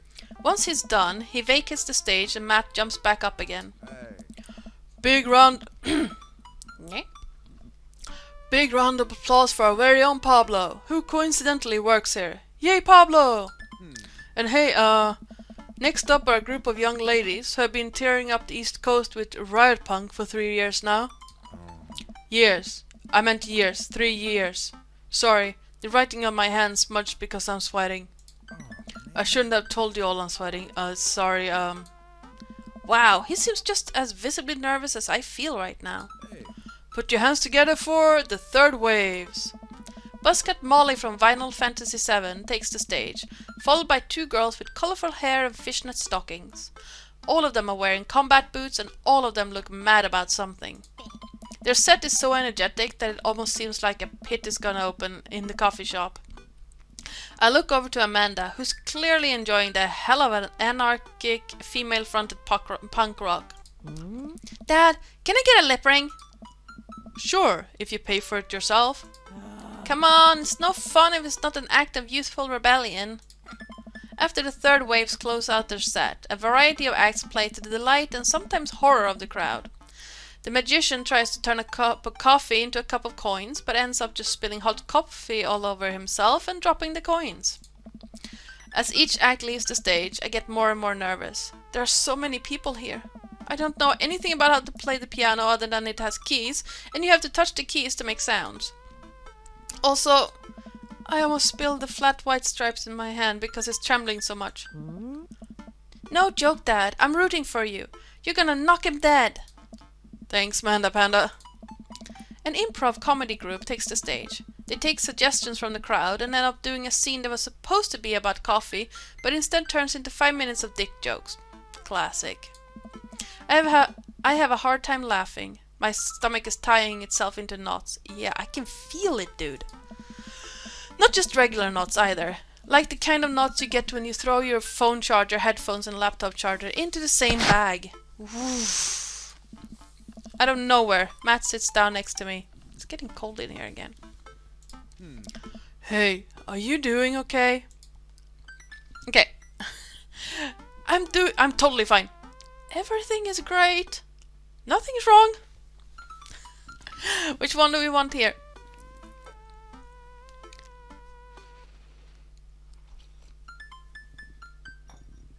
Still very hot tea.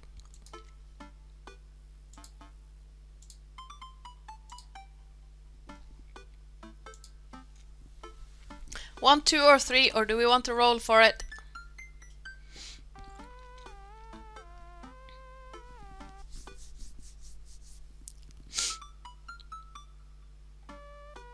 I also love the tattoos on this guy. The detail is incredible.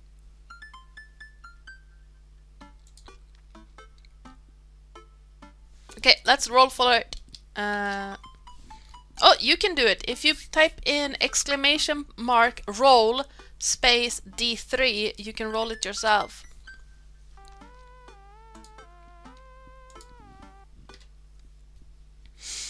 Or, there we go. Number 1, I'm totally fine. I want to reassure him that I'm okay, but I just can't get the words out. I'm here. Alright, just making sure. I know you're gonna do great, Crispy. Matt squeezes my shoulder and jogs back up to the stage. Everybody, we're down to the last act of the night. Now this person, who's my friend, is making their return to the stage after a long hiatus. Please welcome, formerly of the Scumminess Manifesto, Crispy Bacon. Everyone cheers as I take the stage. Damien and Hugh are staring at me in shock. Hi everybody. Good to be here. Thanks for having me on, great crowd. My name is Crispy, but you can call me by my stage name. Okay, what's his stage name? Frankie Two-Tone, 5 Iron Freddy, or Thomas Kilnockie. I love all these names.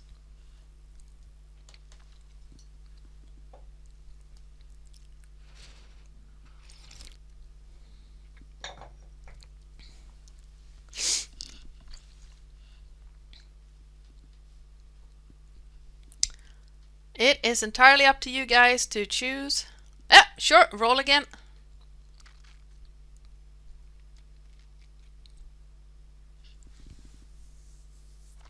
Exclamation point, a roll, a space, a D3. Nice! Number 3, Thomas Kalnocki. Oh, he liked that! I just saw the eggplant. The crowd claps politely. I sit down at the piano. That's a lot of keys. That's so many keys. Do pianos usually have this many keys? God, these lights are really bright. Someone coughs. I guess that's some good stage banter, and now I have to play a song. The song is called Beam Me Up, Scatty. Deep breath. How hard can it be? Oh dear gods. No matter how disastrous this is, I just have to make it through the whole song and I'll have saved the day. Here goes nothing. Tickle that ivory.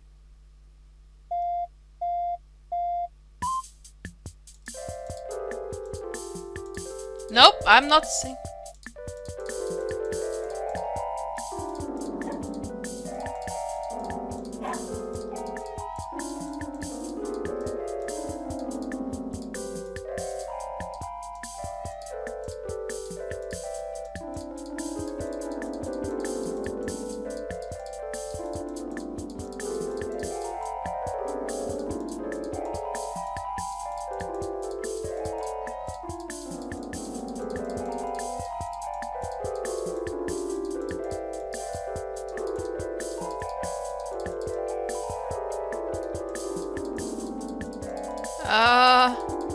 I am just blinky blonky blanky blonk.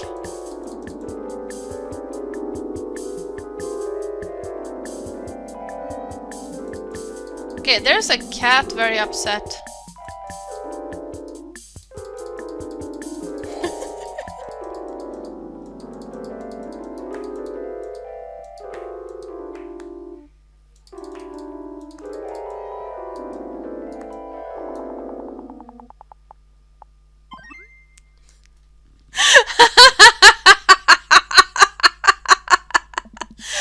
Okay, yeah, fine. Yeah, that was painful. I look up at the crowd. I see a bunch of people shifting in their seats. Oh no, I'm losing them. Scar really is dead and I killed it. Everybody Scar. Everybody Scar. Like a checkerboard tie-wearing angel descending from two-tone heaven, Matt walks on stage playing the guitar. That's not how you say guitar. We lock eyes and he gives me a reassuring smile as he effortlessly plays the chords to the song. I look out and see the crowd go wild to Matt's appearance on stage. Everyone's bouncing around now. It fills me with renewed energy as we jump into the chorus. Hey. Beam me up, Scotty. Beam me up, Scotty. Beam me up, Scotty, to the Star Trek Enterprise. Oh. I can't sing. Matt jumps into an improvised solo that was way better than the one Darren Springstead wrote in high school. Hey. We make it to the end of the song in one piece and the crowd goes wild. I'm moist with sweat, head to toe. Ladies and gentlemen, Matt Sella. The crowd practically screams. They all start chanting Matt's name. Hey. They want to hear you play, man. Hey. Matt smiles. Oh. I think I'm ready. I excuse myself from the stage and take my seat next to Amanda as Matt cozies up to the microphone. I take back what I said about ska. That was pretty cool. I high-five Amanda and we look towards the stage. Hey. Hey everybody. More cheers. I haven't played in front of people in a long time, but it's cool to be back. Hey. This one's got out a good friend. Matt locks eyes with me. We both smile. Hey.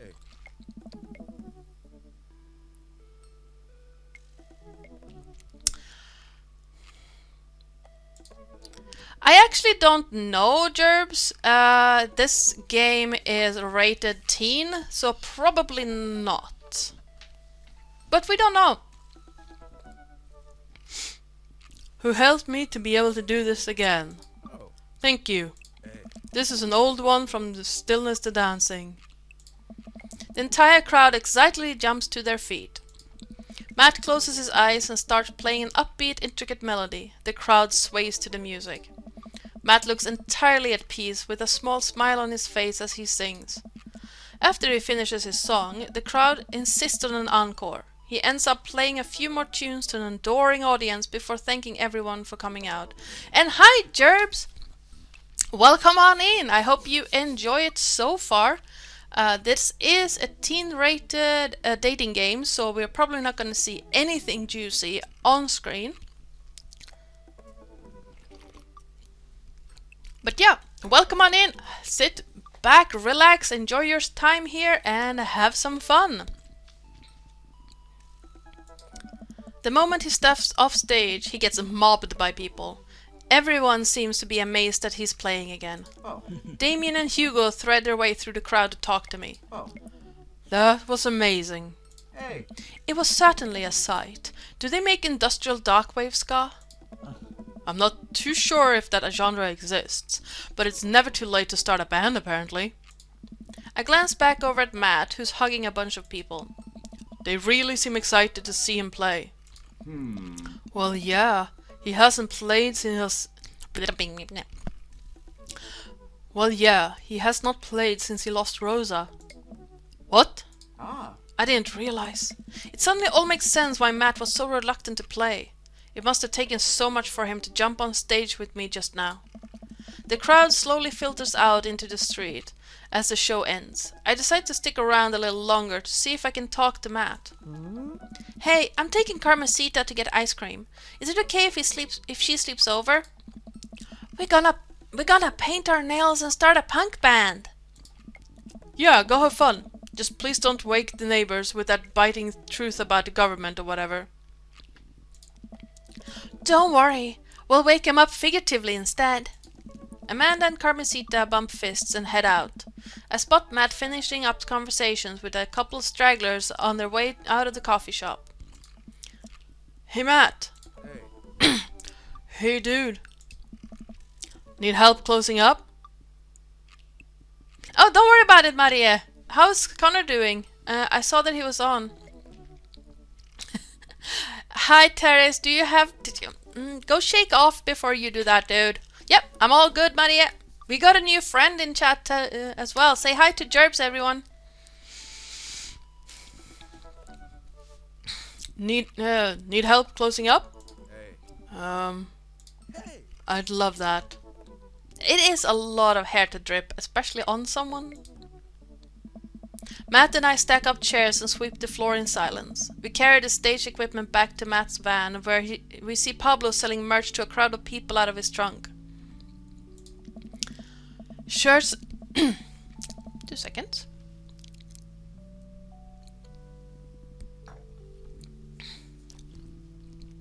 Shirts of the finest quality, every step of production from thread to stitch overseen by yours truly.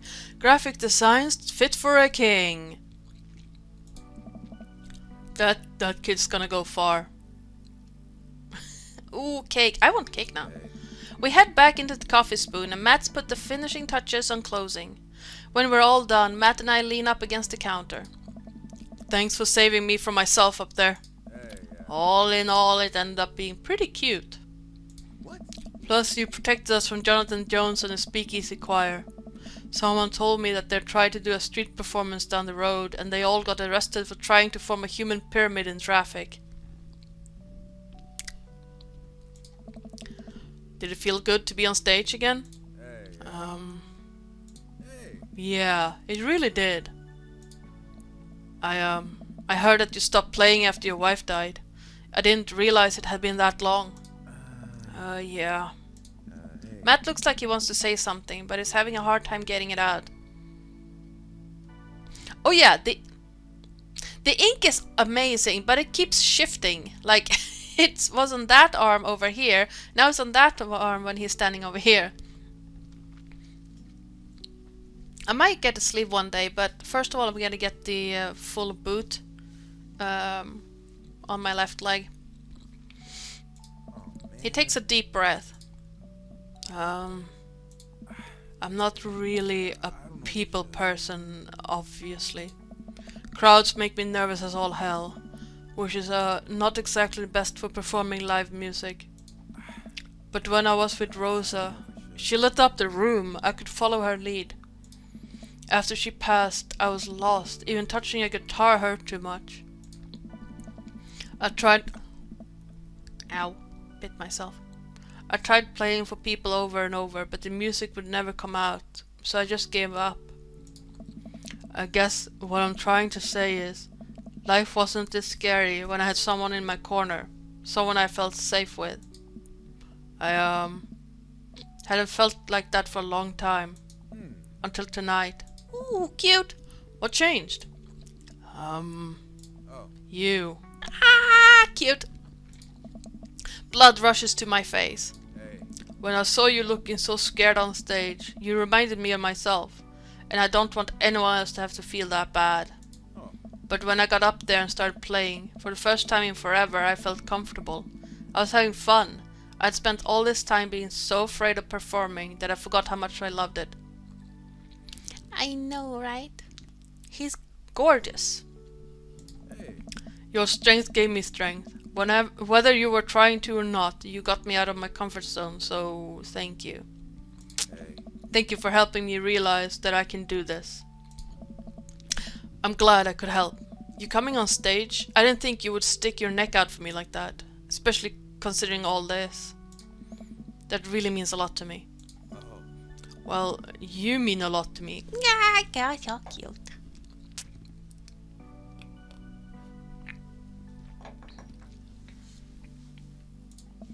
Matt and I lock eyes. He leans in and kisses me, quick and soft. He pulls away and covers his mouth. Oh god, I'm sorry, sorry, I can't believe I just did that. He's so Neither can I, but I'm glad you did.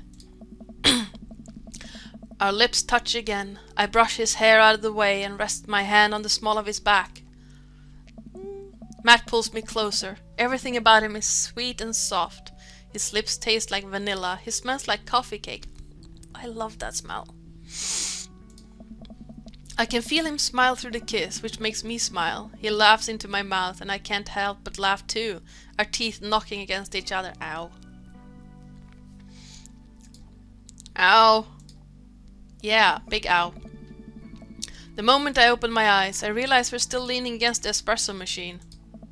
Maybe the coffee shop isn't the right place for this. Maybe not. Ooh, nice. I love the smell of coconut. Give me a second.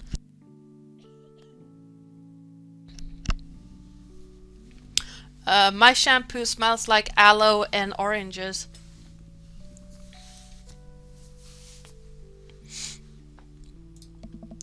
Maybe you're right. Hey. Let's go back to my place. Yep. Date complete! Family fun is the correct one, yes. Oh. That was good. Could use a trombone though. Okay. Ah. Yeah, I buy a unscented shampoo, mostly because I'm sensitive to scents, and it has aloe vera in it and fresh orange, like the orange oil, the oil from orange peels. Ooh, sandalwood is. Oh, I have a chest made from sandalwood that my partner's grandma's boyfriend brought with him from China. Okay, I think I have everything set up. Amanda should be here any minute now. I think that's her car in the driveway. Okay, gotta act natural. Be cool, Crispy, be cool. Amanda walks through the door with a suspicious look on her face. Hey, Dad. Off to a good start. Something fishy? Rats. Okay, do we go with the feds this time? Or do we want to do one of the other ones?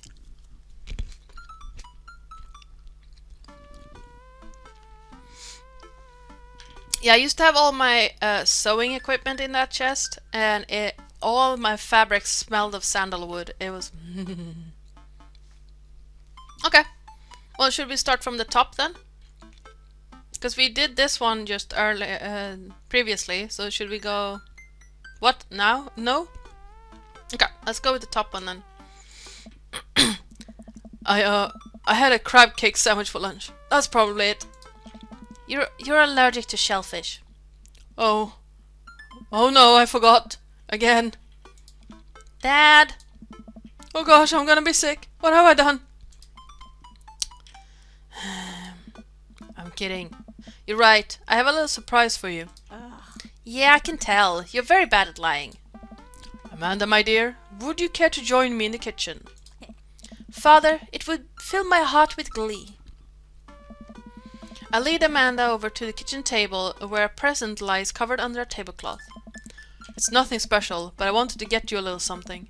You graduated high school last week, and I know you told me not to make a big deal about it, but... Oh, Dad, you... I dramatically whip the cloth off the table. Amanda's jaw drops. Yeah. No way! I figured you probably won't be able to get cable in the dorm, so I thought it might be nice to take a piece of home with you. A DVD box set of Long Haul Paranormal Ice Road Ghost Truckers! This is all 19 seasons! And bonus material, including commentary with the actual ghosts featured on the show. I think there's a cat hair lodged in my throat. Dad, I love this, thank you! She gives me a big hug. I'm glad you like it. Hey, you wanna hang out with me in the backyard for a bit? Toss the old pigskin or something? Totally! I follow Amanda to the back door.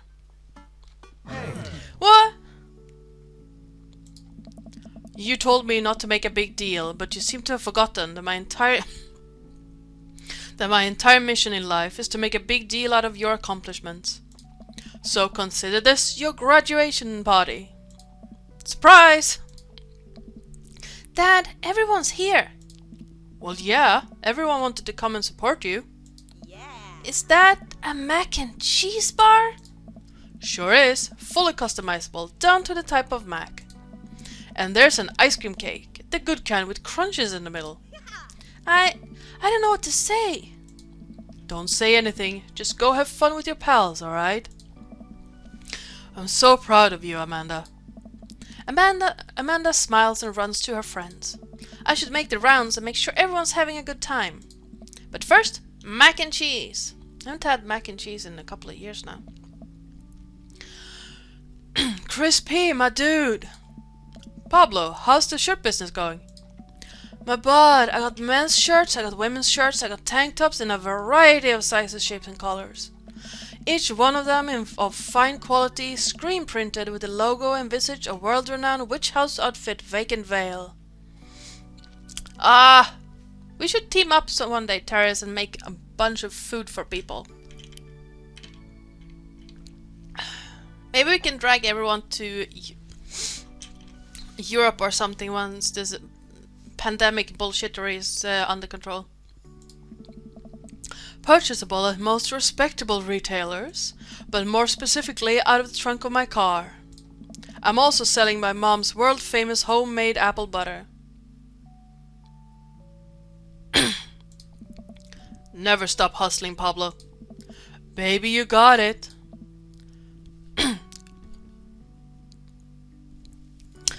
Oh, I'd love to have that terrace. That could be amazing.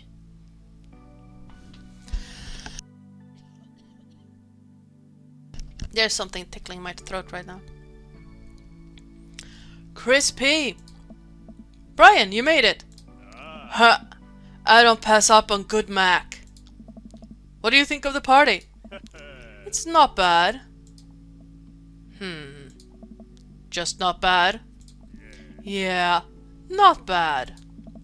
Don't let him bait you. Don't let him bait you. Thank you for the lovely compliment. Sure thing, pal. Say, let me know if you ever want to head out on the lake. I'd be happy to pull you out of the drink again. Deep breaths. Daisy trots up. Hi, Amanda's dad. Hey, Brian's daughter. That's not his voice. Hey, Brian's daughter. See how that feels? This is a really great party. Thank you so much for inviting us. You're very welcome, tiny child who knows how to pay a compliment. Brian and I lock eyes. This isn't over. Hey, bro. Bro! This is a real rager, taking our older age into consideration. I'm trying to be in bed at a reasonable hour tonight. Don't let me get too wild. Don't worry, dude. I'll keep an eye on your fruit punch intake. Blip. You know, I'm really glad that we're bros again. Let's hit the gym sometime soon, huh? Sure thing, dude. Brian and Hazel peek out behind Craig. Hi, little ones. Hello. Hiya. Thank you for all that ice cream cake. Wait, girls. How much of that did you eat? Briar ate 4 pieces. Ask any witness. Yeah, the little baby. Boop. No, I didn't. Hazel ate 4 pieces and wants to pin it on me because we look alike. I have your face, and no one will ever believe you. Oh boy. I'll let you guys figure this out. Good seeing you, Craig. Let's hang soon, yeah? Totally. Tell Amanda congrats from us.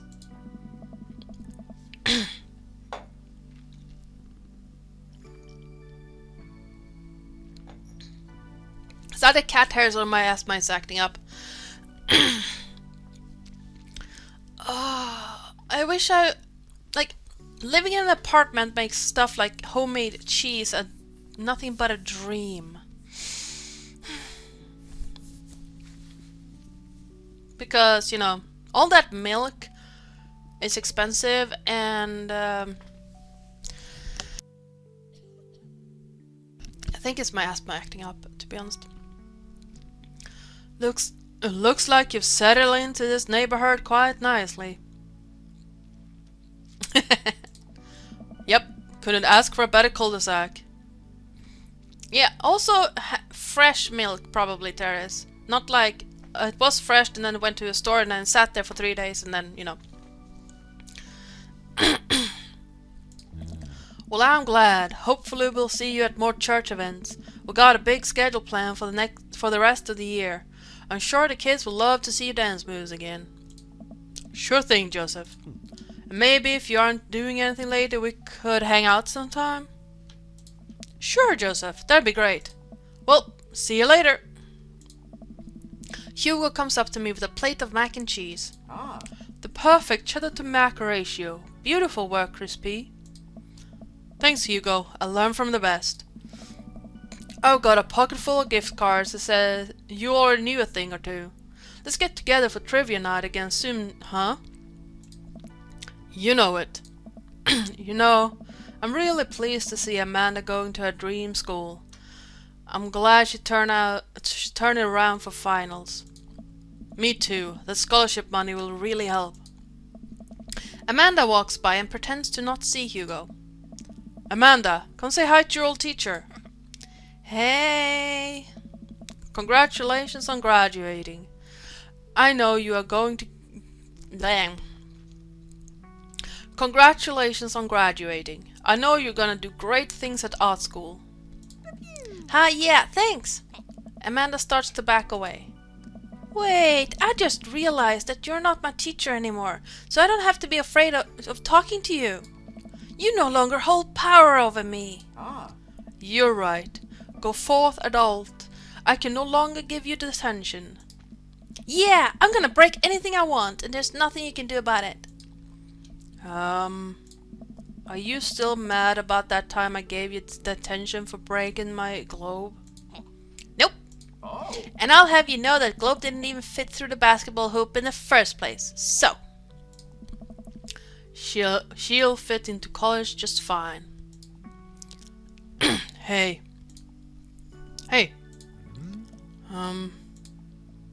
Yeah. Robert gestures vaguely to the snack table. Good stuff. Yep. See you later. What a splendid garden party. My deepest thanks for extending an invitation to my son and I. This icebox cake is divine. I want ice cream cake now. Yeah, thanks, dude. Good cake. I stare at Lucian. He knows. I know. But I'm a man of my word.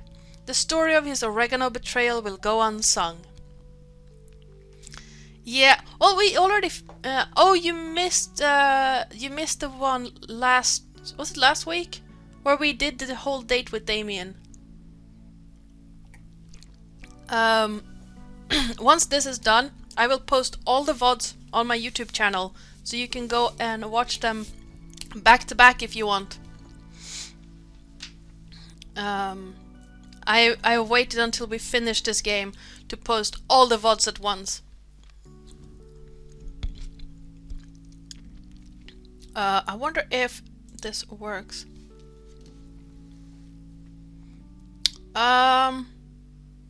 Both, there is? I mean, I'm a carnivore, so both is good. I wonder if I have this. Yes, I do. So that's my YouTube channel. All the VODs will be going up there. I mean, I don't turn down lamb either, because lamb is yummy.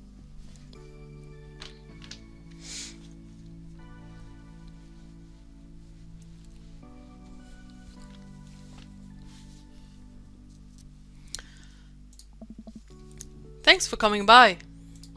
I spot Amanda and Carmencita in a corner of the party. I wonder what they're up to. As I walk up, I can tell that they're already deep in conversation. Listen, it's like prison rules. First day of high school, you gotta establish yourself at the top of the pecking order. Really? No, just find a group of people that you like and then hang out with them. Yes, do that. Don't care about popularity and all that bullshit. Find a group of people you like hanging out with, stick with them. Be yourself. Don't worry about being cool. You'll find friends. Yeah. High school sucks. If you can find a group of people you like hanging out with, do that. Don't care about the rest of that bullshit. It won't mean anything.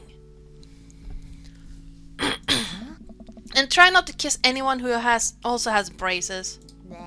You get stuck, kiddo. Hey guys. Hey, Amanda's dad. Carmencita here is getting ready for high school. Got any advice? Run. When you join band, pick the easiest instrument to carry. I'm still walking a little sideways from my sousaphone days. Flute it is. Alright, I'll leave you guys to it. Carmencita, me and Amanda still on for dinner with you and your pops tomorrow? Yes, we're already planning a carrot cake for you guys. Yeah, I need a tangent emote. I better keep making rounds. I'll leave the two to keep conspiring. As the party starts to wind down, I take a seat next to Matt. The sun is setting and everyone seems to have eaten their fill. Seems like Amanda really enjoyed this. Thanks for putting together such a nice surprise. Carmencita's middle school graduation is coming up in a year or two.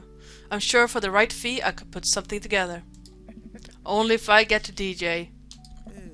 Matt looks down at his hands. He does that whenever he's trying to figure out the right words to say. I think I had an idea about where this was going, but I don't know anymore. I like you a lot, Crispy, but I don't think it's more than just as a friend. Dang it! I get that, man. You're cool as hell and I'm down to keep this as friends. Dang it! Matt looks up at me. I appreciate that. So I'm still welcome at the coffee spoon? Buddy, you'd be the guest of honor. The last guests begin to make their way out of the party. Amanda wanders over and sits down next to me. Kill a party, Pops! What can I say? I was inspired. So... I also have something for you. For me? Why? Not to be completely genuine about my feelings for once or anything, but growing up wasn't easy, but it could have been a lot harder if it wasn't for you. Dad, you've been there for me through everything. There's been times in my life where you were my only friend. I was really scared of going to college and being so far away from you, but I realized that everything you've done for me has been to prepare me for this, and I'm ready. I wouldn't be who I am today without you. Don't cry, don't cry. I swear to God, Crispy, if you cry again, it's getting warm again. I mean, it is late August and I'm sitting here with a onesie on, so ow, that was my shoulder.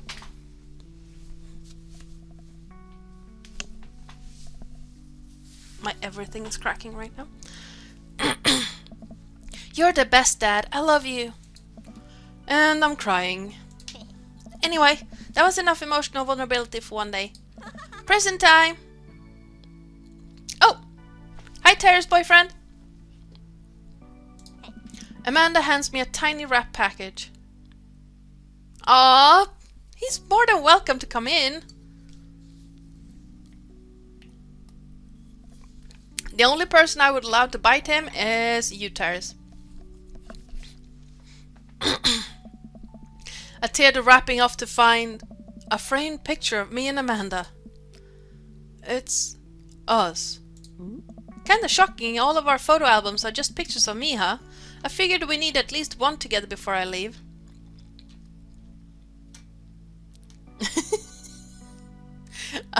What? Amanda, thank you. Watching you grow up has been the happiest experience of my life. You're such a talented, intelligent young woman, and I'm so excited to see what the future holds for you. Knock him dead, kid. Always do. Amanda and I share a hug. This is only the beginning, Pops. Plenty more memories for us down the road.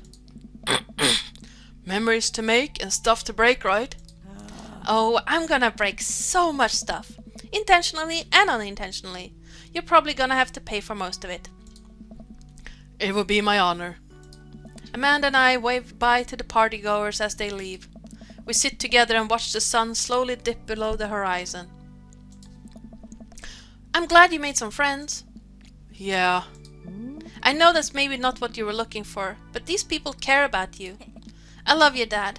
We'll always have each other. You're right. It's gonna be hard at first, but this is the next chapter in our story. And I would be nervous about it, but I know that you're always gonna be looking out for me the same way I'll always be looking out for you. Team Bacon? Team Bacon. Yeah! So we need to scroll down to this guy. Welcome. You've got dads. So, Craig, my man, where you're the only one left. Let's see if we can get a good ending on this one. I know, right? Chris is beautiful. Oh! To everyone who were gifted a sub today, you now have access to our amazing, beautiful emotes that Jess made. Jess is also known as Queen Binge. Binge is of course stands for Binge Chicken. And you now also have sub badges, also made by our dear Jess. Yep.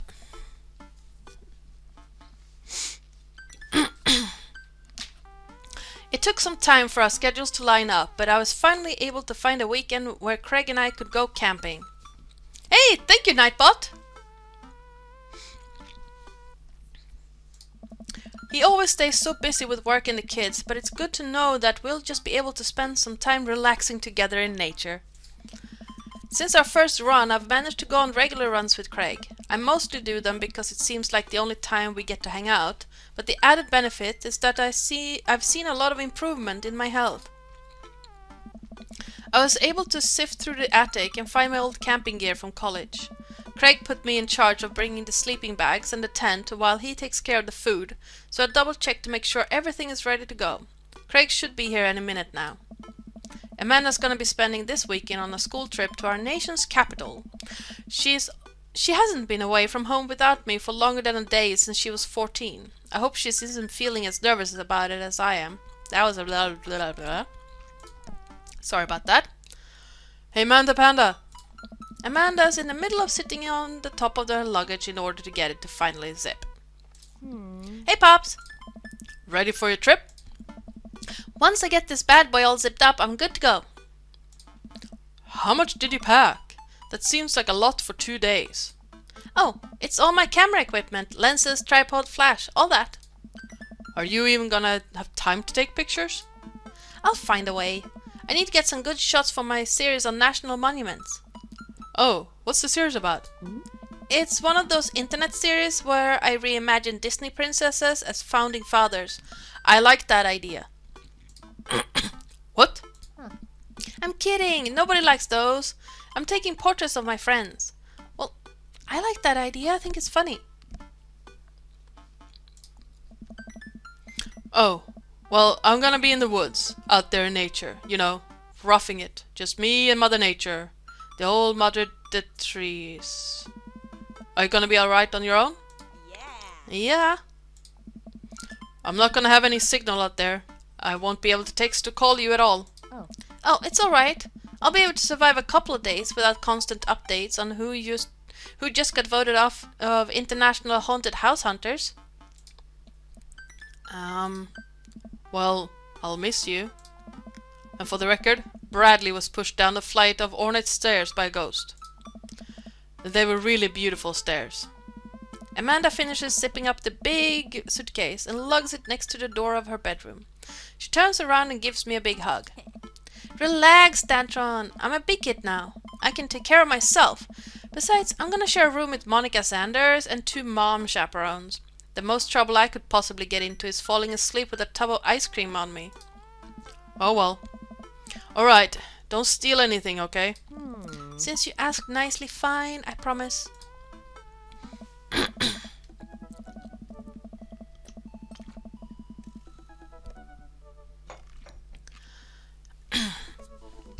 I step outside, hauling my bags behind me. Craig's already strapped some camping gear on top of my modest but stylish car.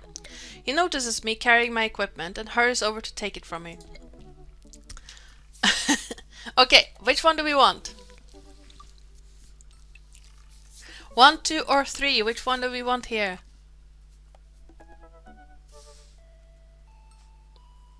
Or we can roll for it. It is entirely up to you guys.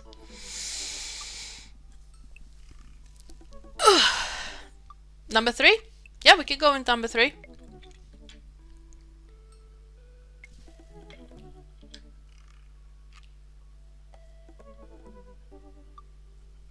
No, it isn't bro-ish. Might be fun. Yeah, let's go with number 3 then. I almost had a case of the vapors there. I like that! Nice! Never fear. Bro. Never fear. These muscles were made for picking up heavy things and putting them in other places. Remember, it's your weekend to relax. Take it easy. I guess I can't argue with that. Why can't I get into his voice?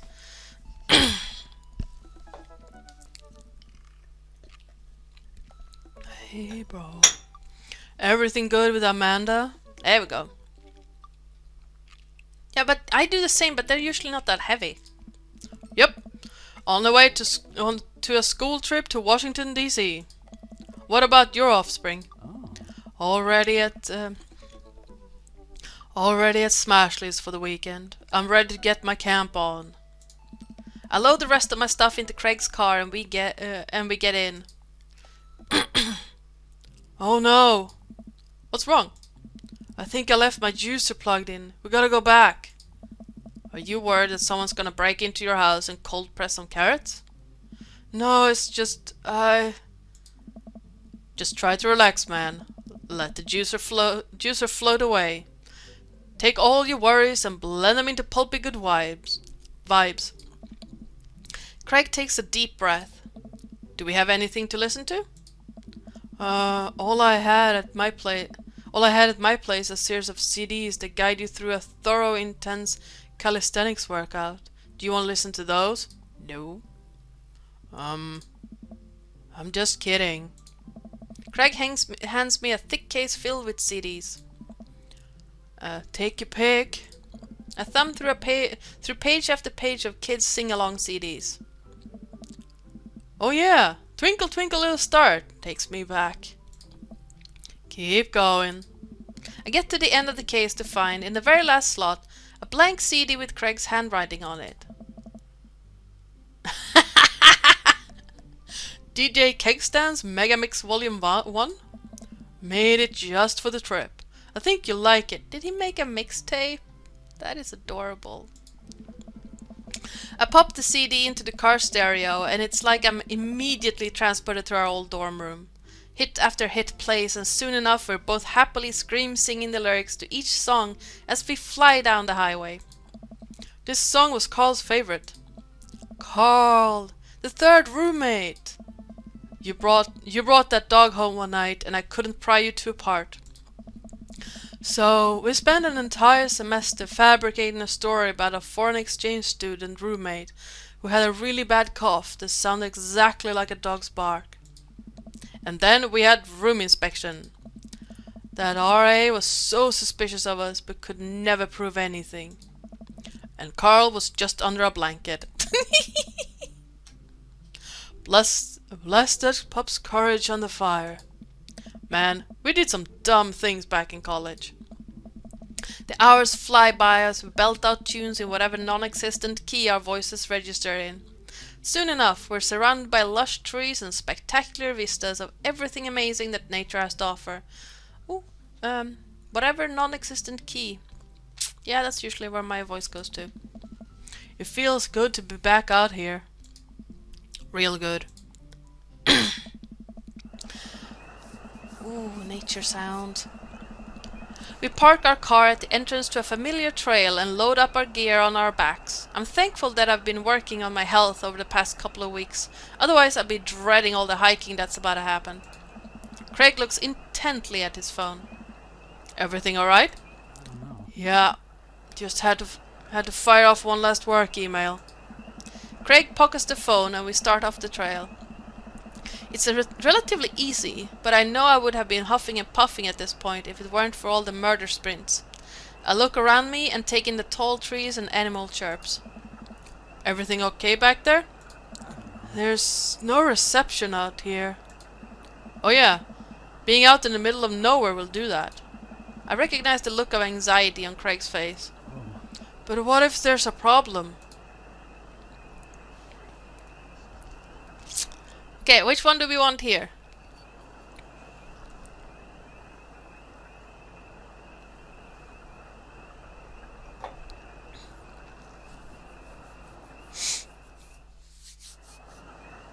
Oh, the track restarted.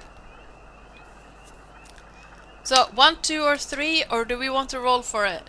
Number 2, okay. Ooh, good stretch. We have 1 or 2.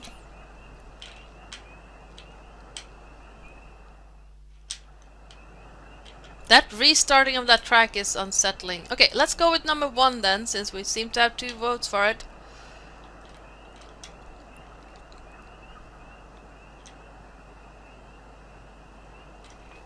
Three, 2, 1. He'll be fine. Come on, bud. Who's a relaxed boy? Oh. Craig. I'm a relaxed boy. That smile! Cute! That's my dude. We keep marching down the trail, but it seems like Craig is still worried. After a bit, he stops in his tracks. Maybe we should go back. We could find another campground that gets good cell phone reception. Craig, seriously, what's wrong? I mean, I'm just really nervous. My dad instinct is kicking in and my mind keeps conjuring all sorts of worst case scenarios. What if something happens to the girls? I don't have a signal. I would have no way of knowing. Let me tell you, that feeling never goes away, no matter how old your kids are. You just gotta remind yourself that they're in good hands. Craig doesn't say anything. I give him a reassuring punch on the shoulder. Try to remember why we came out here. The plan was to get away from it all and just focus on ourselves for this little trip. No distractions, no cell phone service, just two dads relaxing out in the woods. Craig looks me directly in the eyes. No distractions, no cell phone service, just two dads relaxing out in the woods. We're gonna have some fun this weekend. Craig and I get back to marching. It's not too long of a hike before we get to the campsite, and we're both glad to see that we're the only people there. I can't believe you still have this tent. Found it in my attic and already checked it for holes. It's seen better days, sure, but I think we'll be able to survive. I dump the bag of fabric and poles onto the ground. We unfold the tent in the desired spot. I hand Craig the stakes. We still know how to do this, right? Of course we do. We do not. After 20 minutes of struggling like people in a bad infomercial, we somehow managed to build an upright structure that closely resembles what a tent would look like if you asked someone to draw a picture of one with their eyes shut. I wouldn't put this up against the storm, but I think we'll be able to survive for the night. We set out a couple of chairs and our cooking equipment, admiring our handiwork. Bruh, look at us go! Look upon the kingdom we have built. Upon this rock we shall grill our meats and drink our brews, for we hold dominion over this land. Warily, Anna, look at our camping chairs, which we are going to sit on. So what's next on the camp extravaganza? So what's next on the camp extravaganza docket? Well, now that we have shelter settled, I think it's time for us to do some exploring. There's a waterfall a little bit up the way that I'm sure we could hike to. Let's get hiking! Craig and I venture into the woods. We amble along, taking our time to chat and admire the wildlife. Craig reaches out an arm and stops me. Dude, does that look like what I think it looks like? I look over at where he's pointing. Oh my god, it does. That tree looks like a butt. I can't get over how detailed it is. I examine the butt tree further. The contour is perfect. It even has back dimples. I thought we were gonna have a great time camping, but this makes it even better. Craig holds back a snicker. I aspire to have every hike be as good as this one. I'm snickering now too. Let us analyze this tree further. Craig and I share a huge belly laugh at our awful jokes. They are horrible. The best thing about this is that there's no daughters here to tell us our jokes are bad. I'm right here and I have to read this shit. We high five. Craig and I hit the trail again. It's been a long time since we've been out here, but everything seems more or less familiar. We point out old landmarks that we remember back from our college days. I think we're getting close now. Check it out. There's a clearing up ahead. As we get closer, I can hear water running.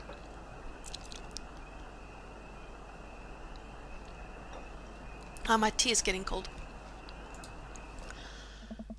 Cresting over a hill, Craig and I are greeted by a wide clearing surrounded by trees.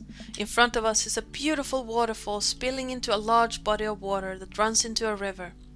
Mouths agape with the genuine beauty of the place, we go to investigate. The old waterfall. It's gorgeous. Nature is so rad.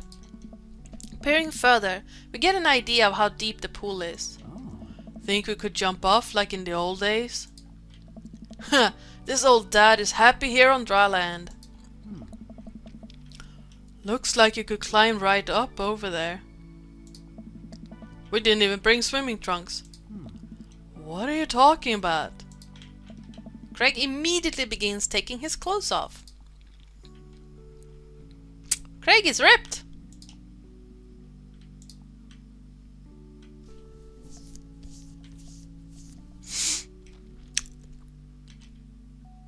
So, do we look at the butt or do we not look at the butt?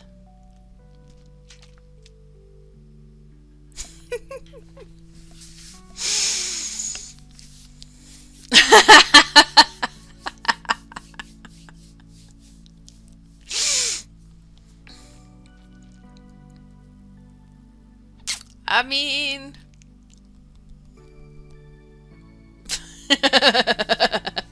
yeah, that's what I thought, bloody. It's less self-control and more... Huh.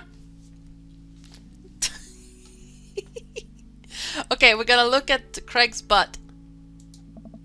I can't help but sneak a peek. That's a good butt. Craig turns around suddenly. He catches me looking. I do a lot of glute workouts. He liked us looking at the butt. I immediately turn away blushing. You coming or what? I don't know about this, dude. He's already making his way over to the waterfall by the time I finish my sentence. When he realizes I'm not right behind him, he turns around and rolls his eyes. We lived together for years, and I've seen your ass more times than I can count. It's no big deal. I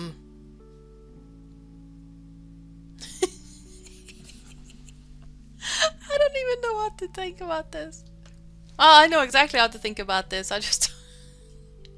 Okay, which one do we want?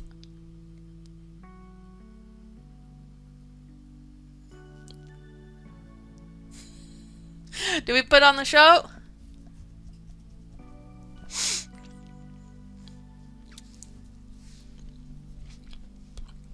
Okay. You are terrible, Teres, but that's why you're my favorite ferret. Okay, let's put on a show. If the clothes are coming off, then it's someone's birthday. Craig gives me a wolf whistle. I turn and give my booty a good spank. That's one for you, big boy. I take my shirt off and drop it in a pile with Craig's clothes. I put the rest of my clothes on the ground, feeling exposed. Craig and I climb up to the top of the waterfall, making sure not to slip on any wet rocks.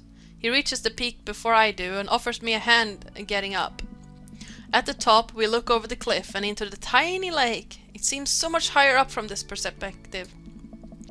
Craig has always been a daredevil. He pulled some stunts in college that I'm honestly still shocked he survived.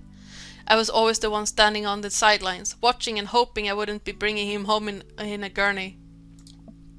Man, this could be dangerous. Craig looks me in the eyes. Don't think, just jump. Craig cannonballs off the waterfall and into the lake, creating a huge splash. I'm worried for a moment before he finally resurfaces from under the water. Whoa! He treads water and looks up at me. You coming or what? Don't think, just jump. How are you supposed to just not think? I'm pretty sure that's not physically possible. My toes grip the edge of the rock. The water looks so far away. Don't think, just... I run off the edge, trying to do my best cannonball. Somewhere in the middle, it turns into a really graceful belly flop. Ow! I hit the water with a loud slap. Belly flops hurt so bad. I resurfaced to find Craig giggling. I've done so many belly flops in my time being a competitive swimmer. It hurts so bad each time. I rate that belly flop a solid 8 out of 10. Your form was lacking, but your heart was in the right place. I playfully splash water at Craig. Are you sure about that? I splash him again. You've given me no choice. Craig splashes me in the face with a huge wave of water. You awakened the beast. He launches another wave of water at me. Don't you put me in a corner here. Don't put a wild animal in the corner. Okay. What do we do now?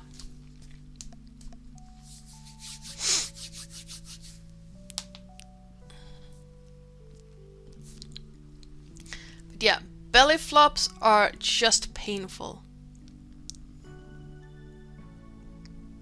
Especially at high speeds. Okay, we dunk him. Well, dunk. Okay, let's dunk him. I lunge for Craig and manage to get him in an arm lock. Time for the finishing move.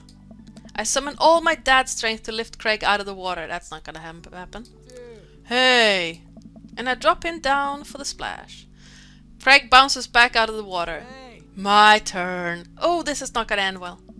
Oh no, it seems like Craig is simply allowing me to pick him up and dunk him. He grapples me with his clearly superior muscles and, quite literally, tosses me across the water. I emerge from the water, devastated. You think I did all those pull-ups just so I could look good with my shirt off? Yes. Nah, bro. These alms cannons are dad launchers.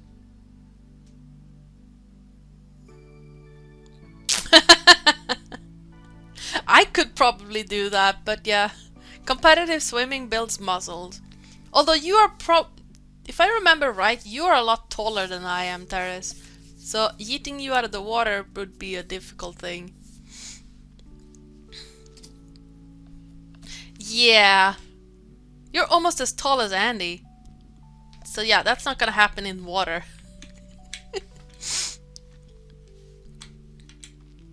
Could probably trip you from the pier though. Because I'm shorter and you'll fall faster.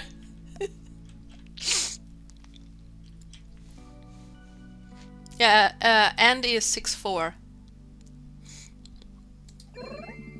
Nice! He liked that! Oh, nice, yeah. Oh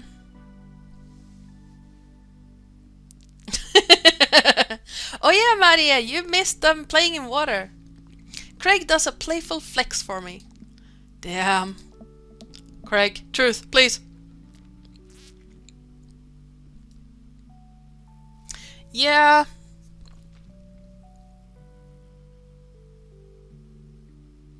I like swimming in the ocean because it's so much different from swimming in a pool. Whoa, hello. Thank you so much for following Izuku Midoriya. I hope I said that right. I know I probably butchered it, but yeah, thank you so much for following. And welcome on in, new friends. We like new friends here.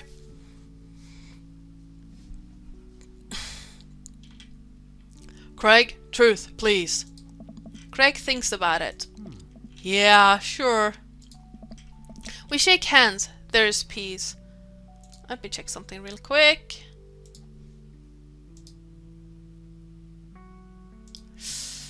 Nice.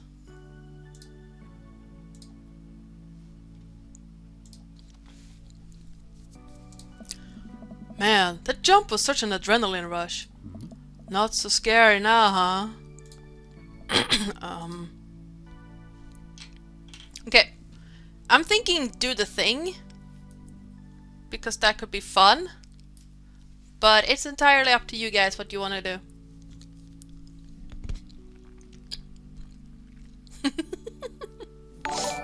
Oh, hello! Thank you so much for hosting. Much appreciated. Thank you, thank you. I'll race you to the top.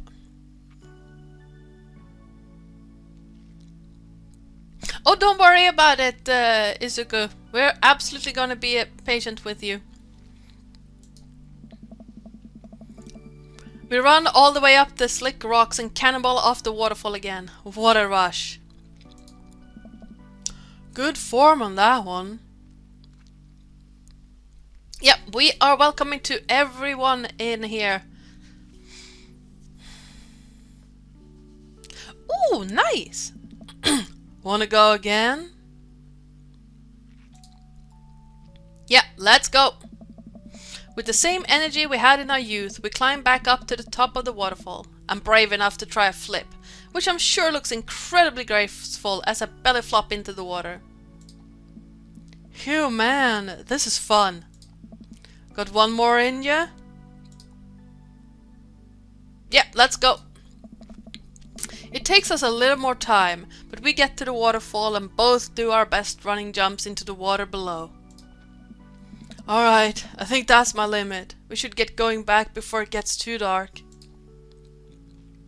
Okay, since you said there was an achievement, I'm going to do this. Jump, Maria. They're jumping from a waterfall into a lake.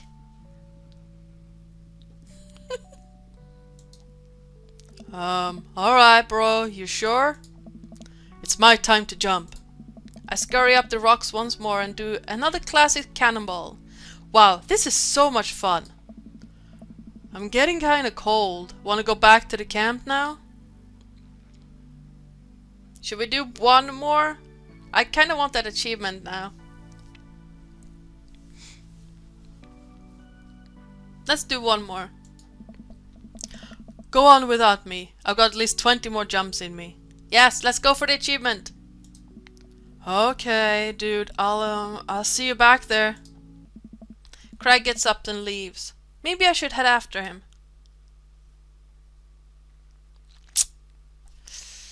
But do we break the date if we go for achievement? Let's go for the achievement. I'm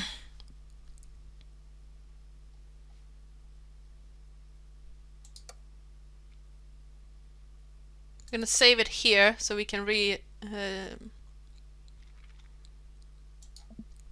Finally, some peace and quiet so that I can work on my form.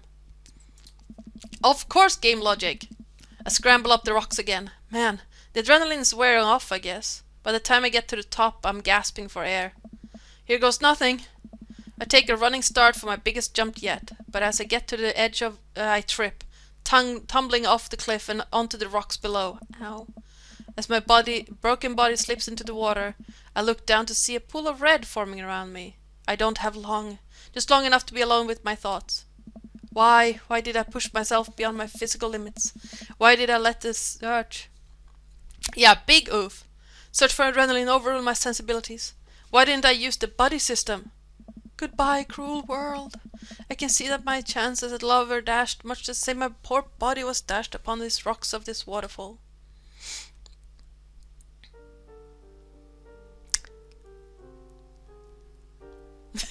You water fell to your death. Okay. Can I skip this now?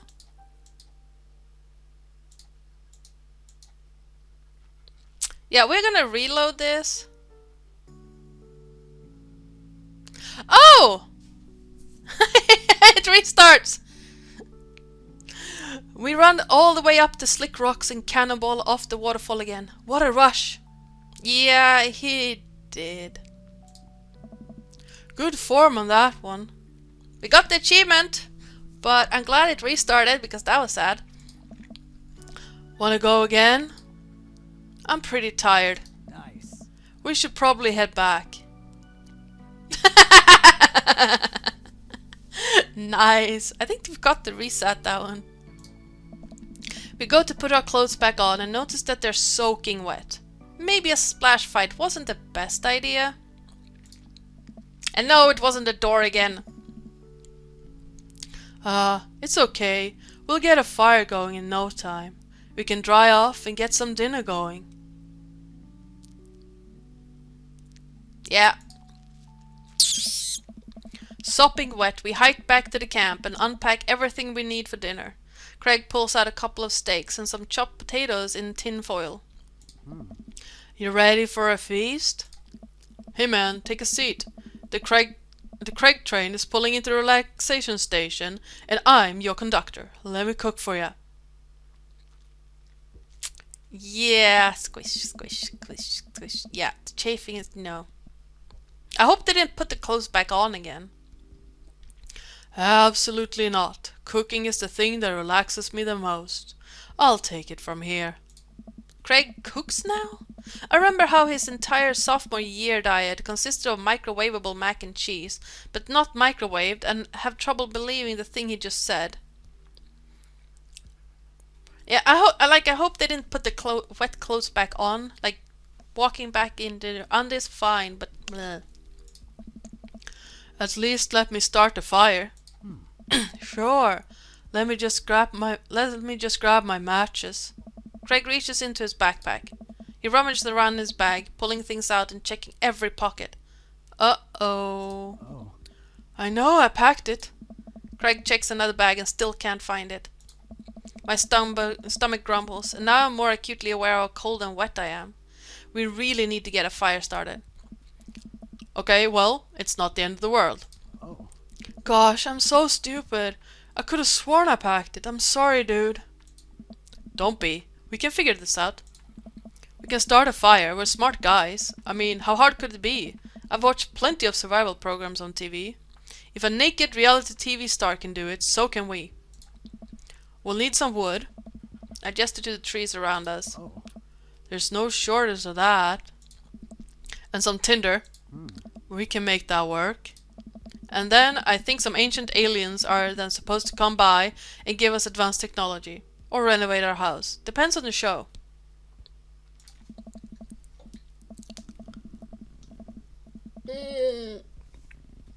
If you're gathering moss, make sure it's dry. Craig and I gather a variety of wood, bark, and moss until we have all of the materials that could, conceptually, make a passable-looking campfire. Oh. Just to add fire, right? That's the fun part. The sun is just now setting and a cool breeze rustles the leaves of the trees around us. We have to work quick. Oh. I have done this in the past and I know I can figure it out. Just give me a second. Any way I can help? Give me some moral support. Lift my spirits and we'll make this fire happen. Okay, what do we want to do here?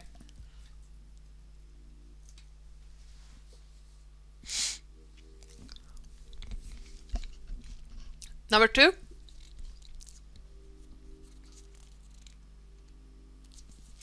Okay, we have 2 or 3.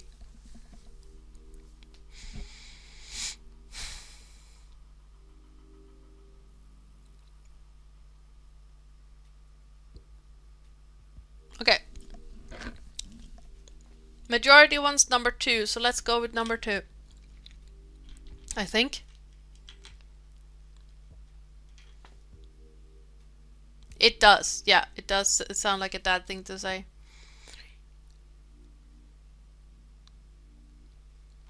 Okay, let's go with number 2.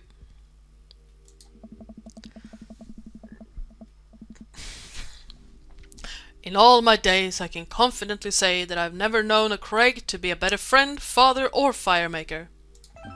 Yeah, you like that. Aww. Actually, now that I think about it, I knew a guy named Craig in high school who ended up getting a job as a professional pyrotechnics operator, and I suppose he must have been pretty good at starting fire, but I bet you're even better than that guy. Bro. What was the point of that? Like, firing him up and then bleh. Why? What? Eventually, Craig is miraculously able to get something going. He blows on the embers and gently places the glowing moss into the base of the pit. Soon enough, we have a nice little fire going. Way to go, man! We're regular old outdoorsy fellas. Oh. Hooray for not dying. I take a seat in one of the lawn chairs Craig brought and cozy up to the fire, warming up my hands. Relax, man. Take it easy. Let me handle the dinner. I watch as Craig stokes the fire and sets up a makeshift grill for the steaks. After all that hiking and swimming and fire starting, I'm able to relax a bit. With the sound of crickets and the scent of steak filling the air, I actually feel pretty calm. Hooray for not dying! Yep. Craig expertly sears 2 steaks in a pan he's been heating up on the fire, cracking thyme and crushed ginger over it while basting them both in butter.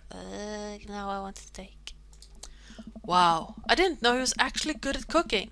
The fanciest I've ever saw him get in college was when he started sprinkling the seasoning packet onto dry ramen and eating it straight up.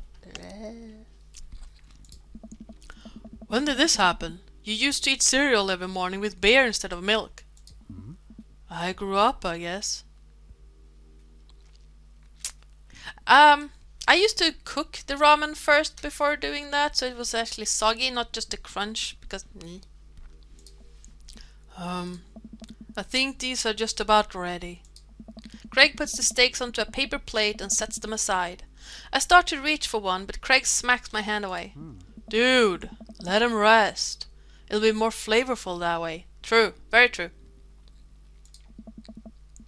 I patiently return to my seat, eyeing the steaks longing from a distance. They smell incredible. Craig prepares a side salad for us in the meantime, sprinkling feta cheese onto freshly chopped greens. He plates it next to a generous pile of roasted potatoes covered in olive oil and rosemary. Now I'm getting really hungry. I have oatmeal for breakfast, but I never put, orange juice in it. Yeah, I can make those things too, I just don't want to. I mean, I enjoy cooking, but not that much. Once it's all ready, we sit down by the fire and dig in. Everything tastes okay? I'm in heaven. Oh. That's what I like to hear. I'm sure Chris P is in heaven, considering steak and this. Oh, roasted beetroot is really delicious, especially if you mix it with what's that called? Not seedlings, pea sprouts. Yeah, that too. Remember, for an entire semester we would eat burritos for breakfast, lunch and dinner? It's so hard to not go back to that. Look at you now, man. You have kids, a great job, and now you cook like a vengeful wizard whose arch nemesis is microwavable food. I'm really impressed with how much you've gotten in your life together. Oh yeah, you get some pea sprouts and some roasted beetroot, and you slice the beetroot really thin, and then you mix it with the pea sprouts. Craig laughs, but there's no humor in it. I'm glad you think that. I glance at Craig while he picks at his salad. He really grew out of his baby face, but there's something about his expression that makes him seem so much older than he is. A sense of maturity he didn't have in college. He looks exhausted. Oh yeah, I'm gonna absolutely try that, Terrace. You okay? Oh. Yeah. No, you're not. Come on, dude. I've known you for long enough to see when you're down. Oh, man. I'm tired, bro. I think being out here is making me realize just how drained I feel. You work really hard, Craig. It can't be easy. Oh, man. I have to. For my girls. I volunteer at their school. I cook healthy meals for them. I do everything I can to make sure they're safe and happy. And when they're with their mom, I am always working overtime so I can support them. And then you work out a lot so you can crush anyone who stands in their way? I don't know. That, and I don't want to fall into my old habits. I need to set a good example for my girls. Everything I do is for them, and I wouldn't have it any other way. Yeah. I'm sort of happy that the restrictions here are as lax as they are, and sort of very much not. But, but it seems like it's bleeding you dry. If that's what it takes to raise them well, oh, then it's worth it. Craig, buddy, I know where you're coming from here, but you gotta take care of yourself too. I do though. I eat right and exercise, and that's not what I mean. You're too little butter on too much toast, Nice Tolkien reference right there. What? You're spreading yourself too thin. Life needs balance. It's great that you care this much about your kids, but you can't neglect your own needs because you're too busy taking care of everyone else's. You matter too. Yes. Oh. I know I can provide for my family, and if I take a step back and look at everything objectively, I know I'm doing right by them. I don't know. But I can't explain it, man. There's always that voice in the back of my head telling me that I need to do more.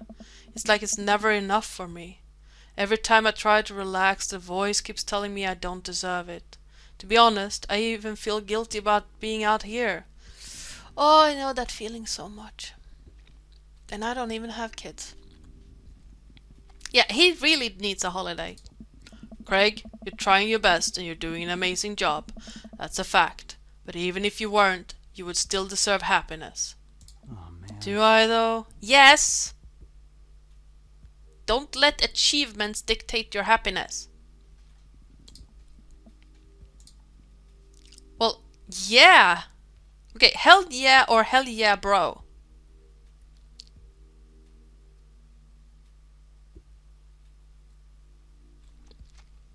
I'm thinking the second one because bros.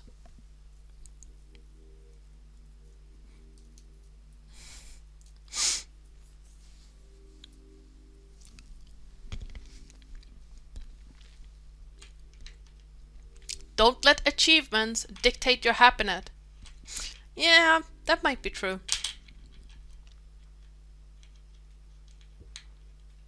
So 1 or 2.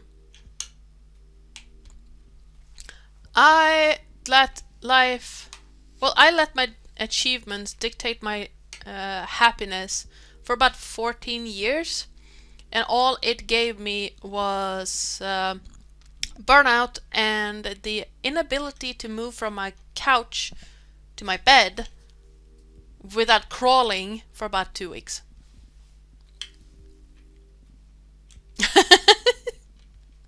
Okay, let's go with number 2.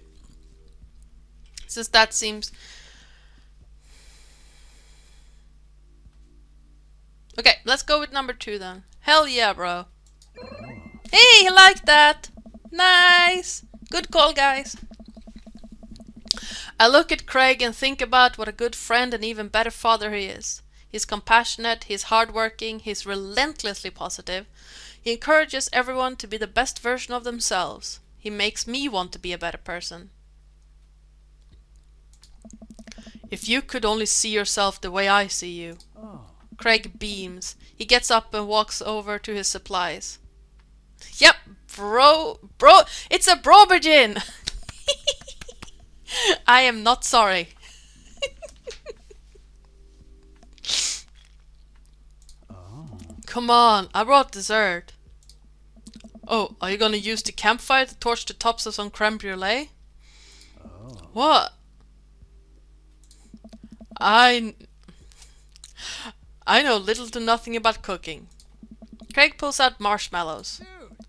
Well, you still know how to make s'mores, right? The brobergin! I think the more important question is, do you know how to make s'mores? As I recall, you used to just completely blacken the marshmallow. Isn't that how you do it? Oh. Oh, I stand by that.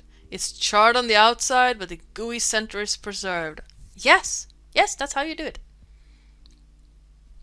Brobergin! Go up, go wild, Marie. Brutish. Craig throws a marshmallow at me, and I catch it in my mouth. Good job! Oh. Pro move.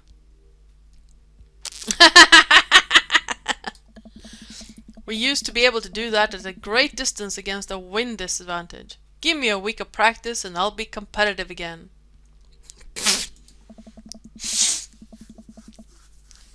Craig and I sit in the warm glow of the campfire, watching embers float up towards the sky. The stars are so much brighter out here. Yeah. I miss this, Crispy. Me too. We stay here until it gets late, half remembering stories from college. We watch as the fire dies and eventually clamber into the tent. We crawl into the tent and I unfurl my sleeping bag. I have an itch on my nose. Wait, Where's the other sleeping bag? Uh-oh. I look around for a second. Oh.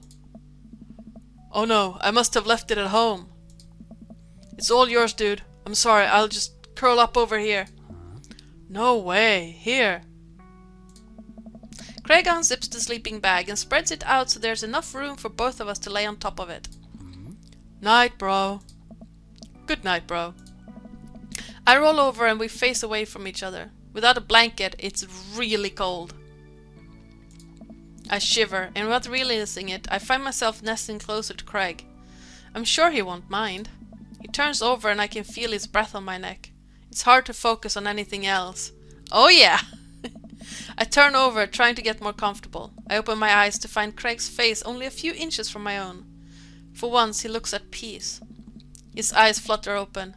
His hand finds a place on my waist. I'm not sure who leans in first, but suddenly we're kissing. We look at each other again, my heart racing. We're not... No. Craig. I don't know. I got strong feelings for you, bro. Feelings I can't deny anymore. Bro, me too. I run my hands through his hair, then down his chest. Craig brings me closer, wrapping his arms around me. I feel so secure. Nope, this is not spooning anymore. Oh. You know, talking about old times is fun, but... Spoon. I'm sorry. I like making new memories with you. I smile, tracing the lines of his hip with my finger. We kiss again. I'm not worried about us getting too cold tonight. Date complete!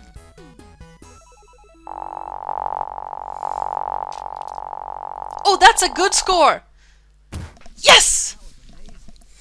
Just like back in college. I missed you, dude.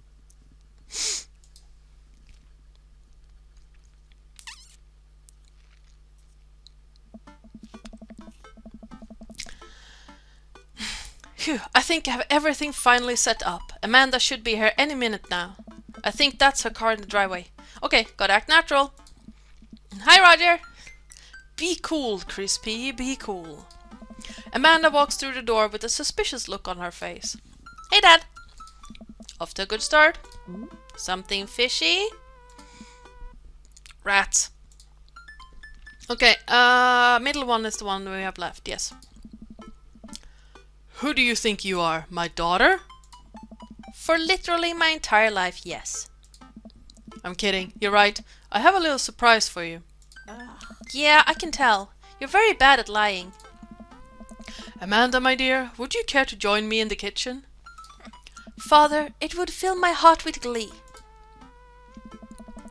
I lead Amanda over to the kitchen table where a present lies covered under a tablecloth. It's nothing special, but I wanted to get you a little something. You graduated high school last week, and I know you told me not to make a big deal about it, but... Oh, Dad, you...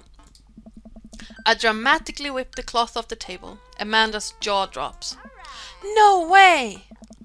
I figured you probably won't be able to get cable in the dorm, so I thought it might be nice to take a piece of home with you. A DVD box set of Long Haul Paranormal Ice Road Ghost Truckers! This is all 19 seasons! I'm so happy I managed to do that. And bonus material, including commentary with actual ghosts featured on the show. Dad, I love this, thank you! She gives me a big hug. I'm glad you like it. Hey, you wanna hang out with me in the backyard for a bit? Toss the old pigskin or something? Totally! I follow Amanda to the back door. What? You told me not to make a big deal, but you seem to have forgotten that my entire mission in life is to make a big deal out of your accomplishments. So consider this your graduation party. Surprise! Dad, everyone's here. Well, yeah, everyone wanted to come and support you.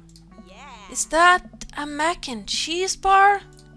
Sure is, fully customizable down to the type of mac. And there's an ice cream cake, the good kind with the crunches in the middle. I want ice cream cake. I don't know what to say. Don't say anything, just go have fun with your pals, alright? I'm so proud of you, Amanda. Amanda smiles and runs to her friends. I should make the rounds, make sure everyone's having a good time. But first, mac and cheese! Chris P, my dude! Pablo, how's the shirt business going? My bud, I got men's shirts, I got women's shirts, I got tank tops in a variety of sizes, shapes and colors. Each one of them will fine quality, screen printed with the logo and visage a world-renowned witch house outfit, Vacant Veil. Purchasable at most respectable retailers, but more specifically out of the trunk of my car. I'm also selling my mom's world-famous homemade apple butter. Never stop hustling, Pablo. Baby, you got it. I have no more tea.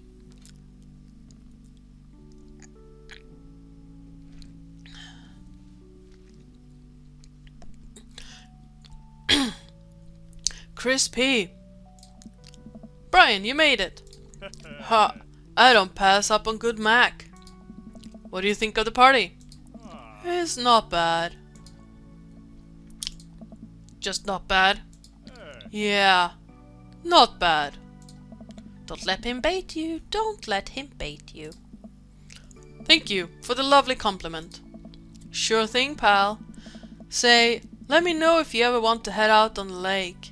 I'll be happy to pull you out of the drink again. Deep breaths. Daisy trots up. Hi, Amanda's dad. Hey, Brian's daughter. See how that feels?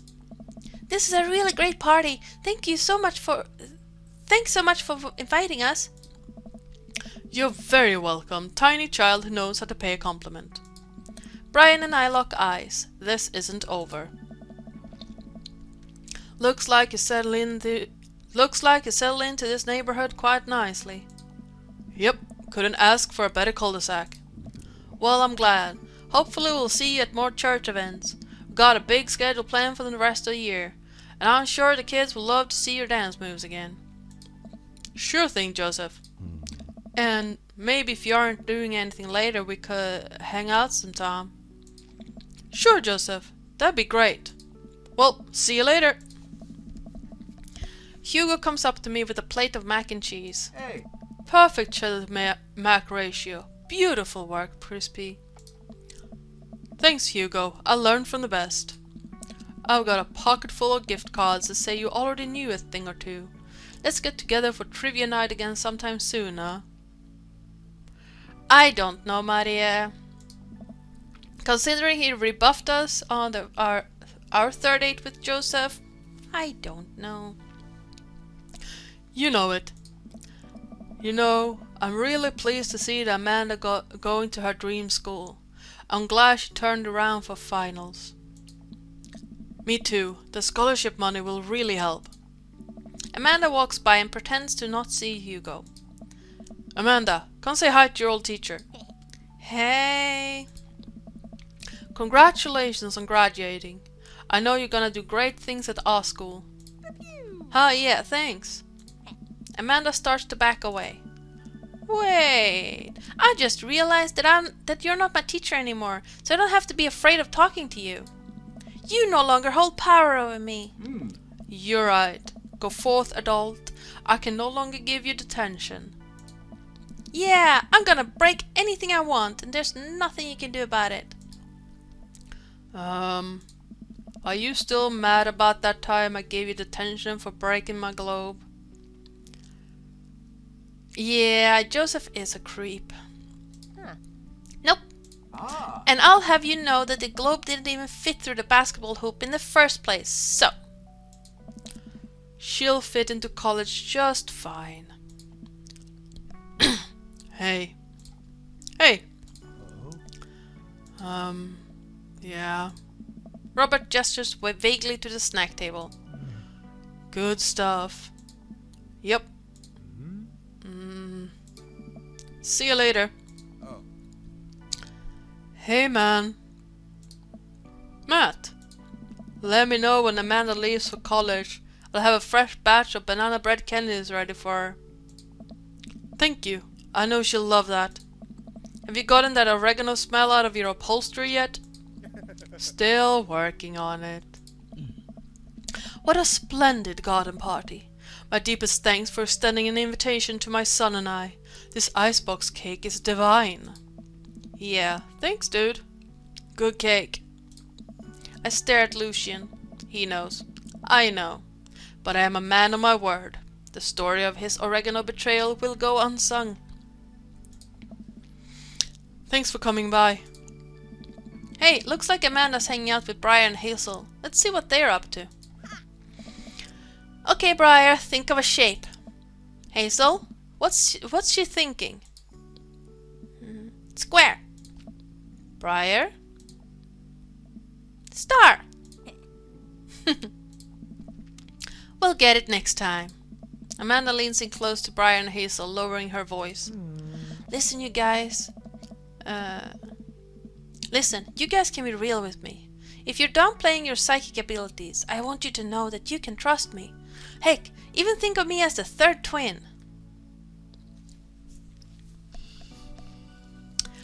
No, they're not in an open relationship. Did you miss... I think you missed the first we played. Apparently he had a thing with Robert that didn't work out. And then there's a super secret ending that tells a whole other story. But yeah, like as Terry said, he's a cheating bastard. That's his deal. Hell, Robert deserves better.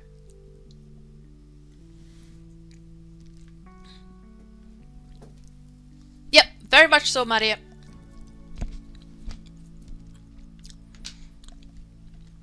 From what I understand, he cheated on Mary with Robert. Robert probably thought that Joseph was going to leave Mary for him. That didn't happen. Mary and Robert, as far as I interpret it, bonded over Joseph is a twat.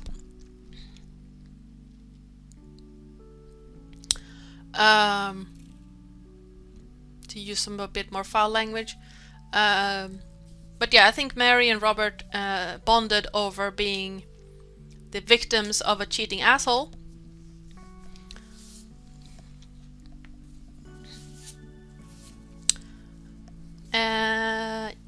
Yeah, we don't like Joseph.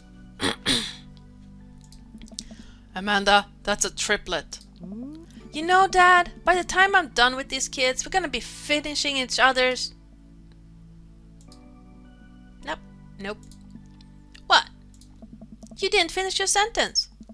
What are we gonna be finishing? Each other's... Yeah. sentences! See? Third twin! I have to go. Yeah, I feel you.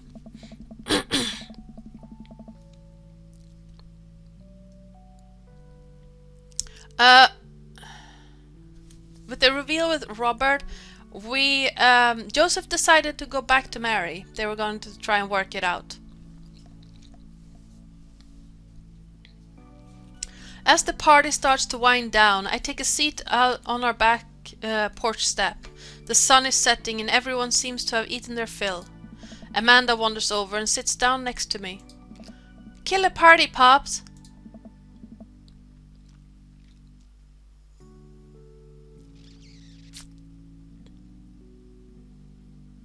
Yeah.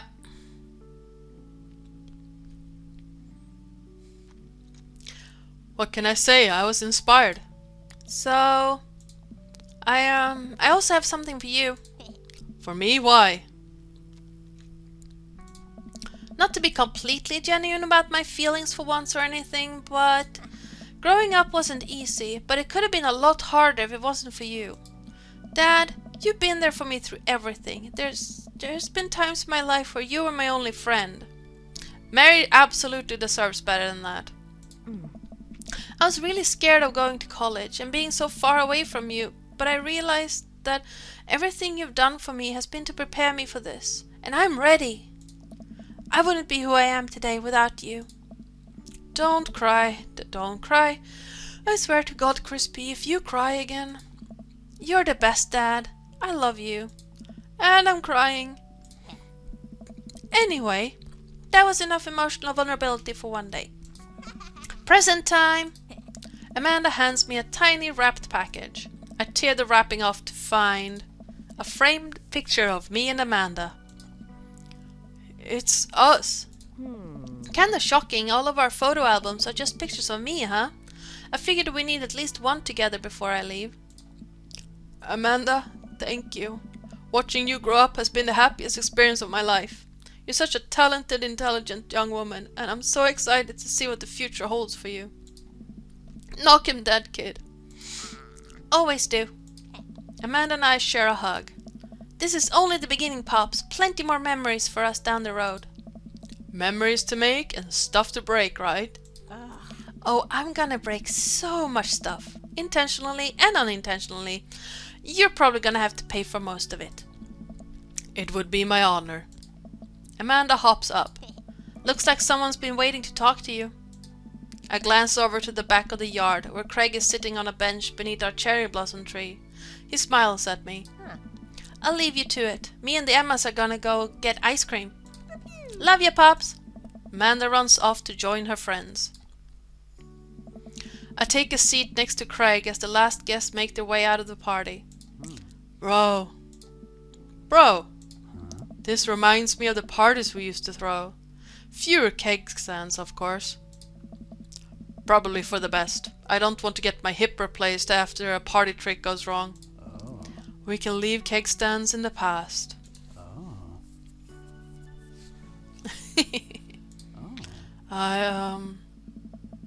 Taking this weekend to relax.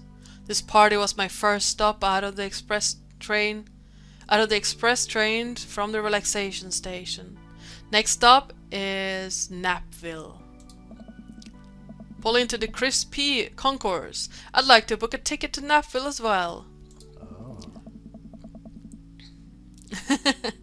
I might have to meet you halfway at eating food directly off of your own stomach town. We both giggle, but man, do I want to just pour some chips on my belly while I hang out in a hammock. Craig, I'm glad you're making time for yourself. Me too. Stress is a funny thing, dude. I didn't realize how overworked I was until we got away from the city. It's honestly just as destructive as binge drinking every night and eating burritos off the floor. Yes! Holy crap, I didn't realize I was burning out until I was on the floor crying like I just stubbed my toe. I guess we need to get out of the city more often then. Craig kicks his legs over the side of the bench and leans onto me, lying down on my lap. I run my fingers through his hair. Oh, that image is so cute! You're looking for balance. I admire that. I'm trying not to feel guilty about doing things for myself. I feel you to my core. It's a process. And it's gonna take me some time to figure it out. I might need your help, bro. I'm fine. Ish. Craig, I'll be your bro till the day I die. And if being your bro means forcing you to take care of yourself, then I'll happily oblige. Craig looks up at me, smiling. Bro, that means so much to me. Craig sits up and pulls me into a kiss. Bro, we both laugh. You and me, we're gonna be alright. Yeah! Yes! Happy ending!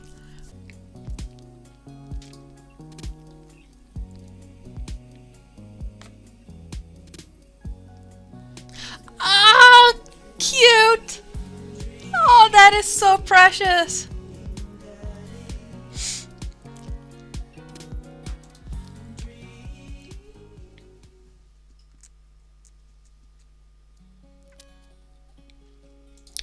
And that's it, people! We finished it!